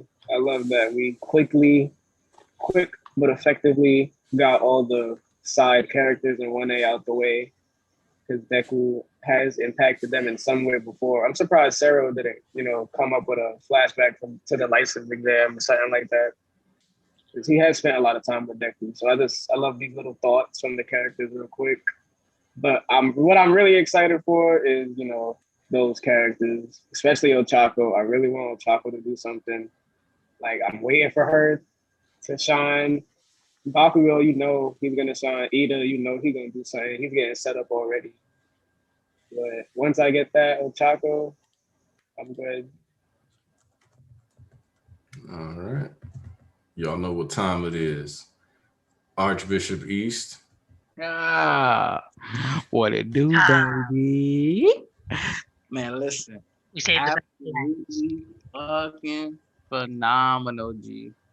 Every single character had an interaction in the moment that hit on varying levels. Can't nobody say. It's brought joy to my heart to see my kids coming together just for one goal, just to save somebody they cared about.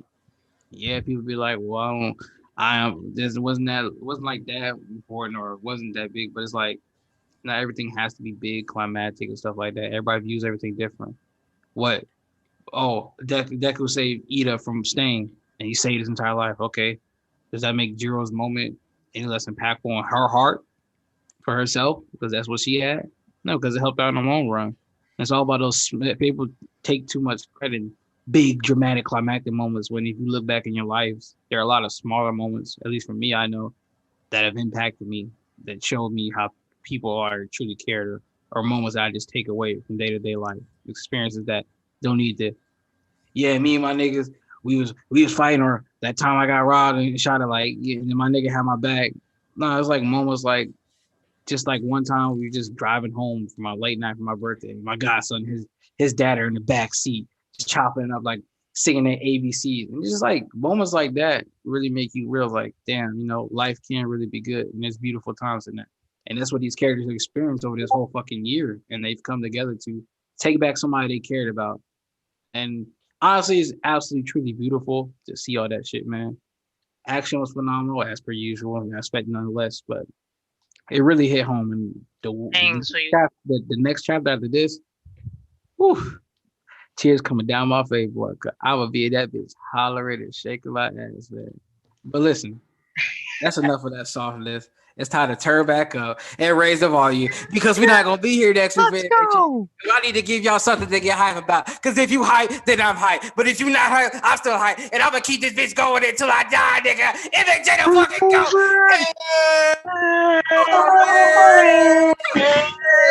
And I'm undefeated up the East, baby. And I'm gonna let you know what it do.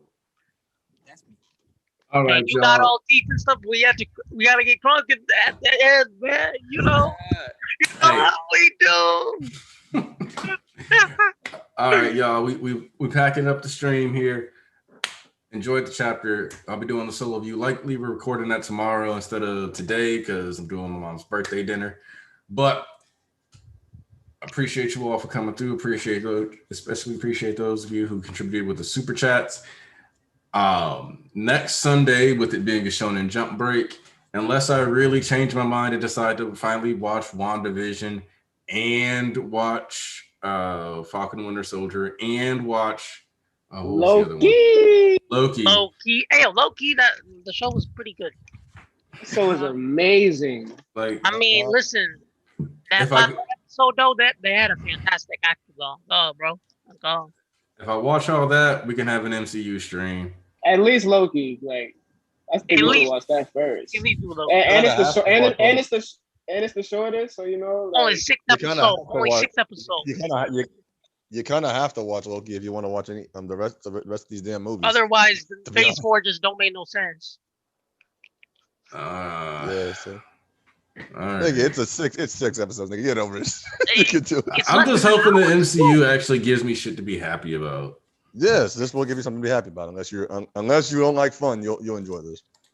I mean, I hated Thor 3, and that was supposed to be a lot of fun. Listen, this ain't Thor 3. It's Loki. I don't understand why you hate it, but regardless, this is not that. This is nothing like that. I still don't know why.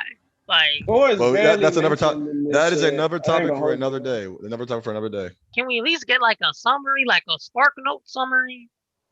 We'll talk about that. We'll talk about that if we have an MCU stream. We have to get out of here. Yep, we do. Let's go. We really do, though. All right, we out. We love y'all. We appreciate y'all.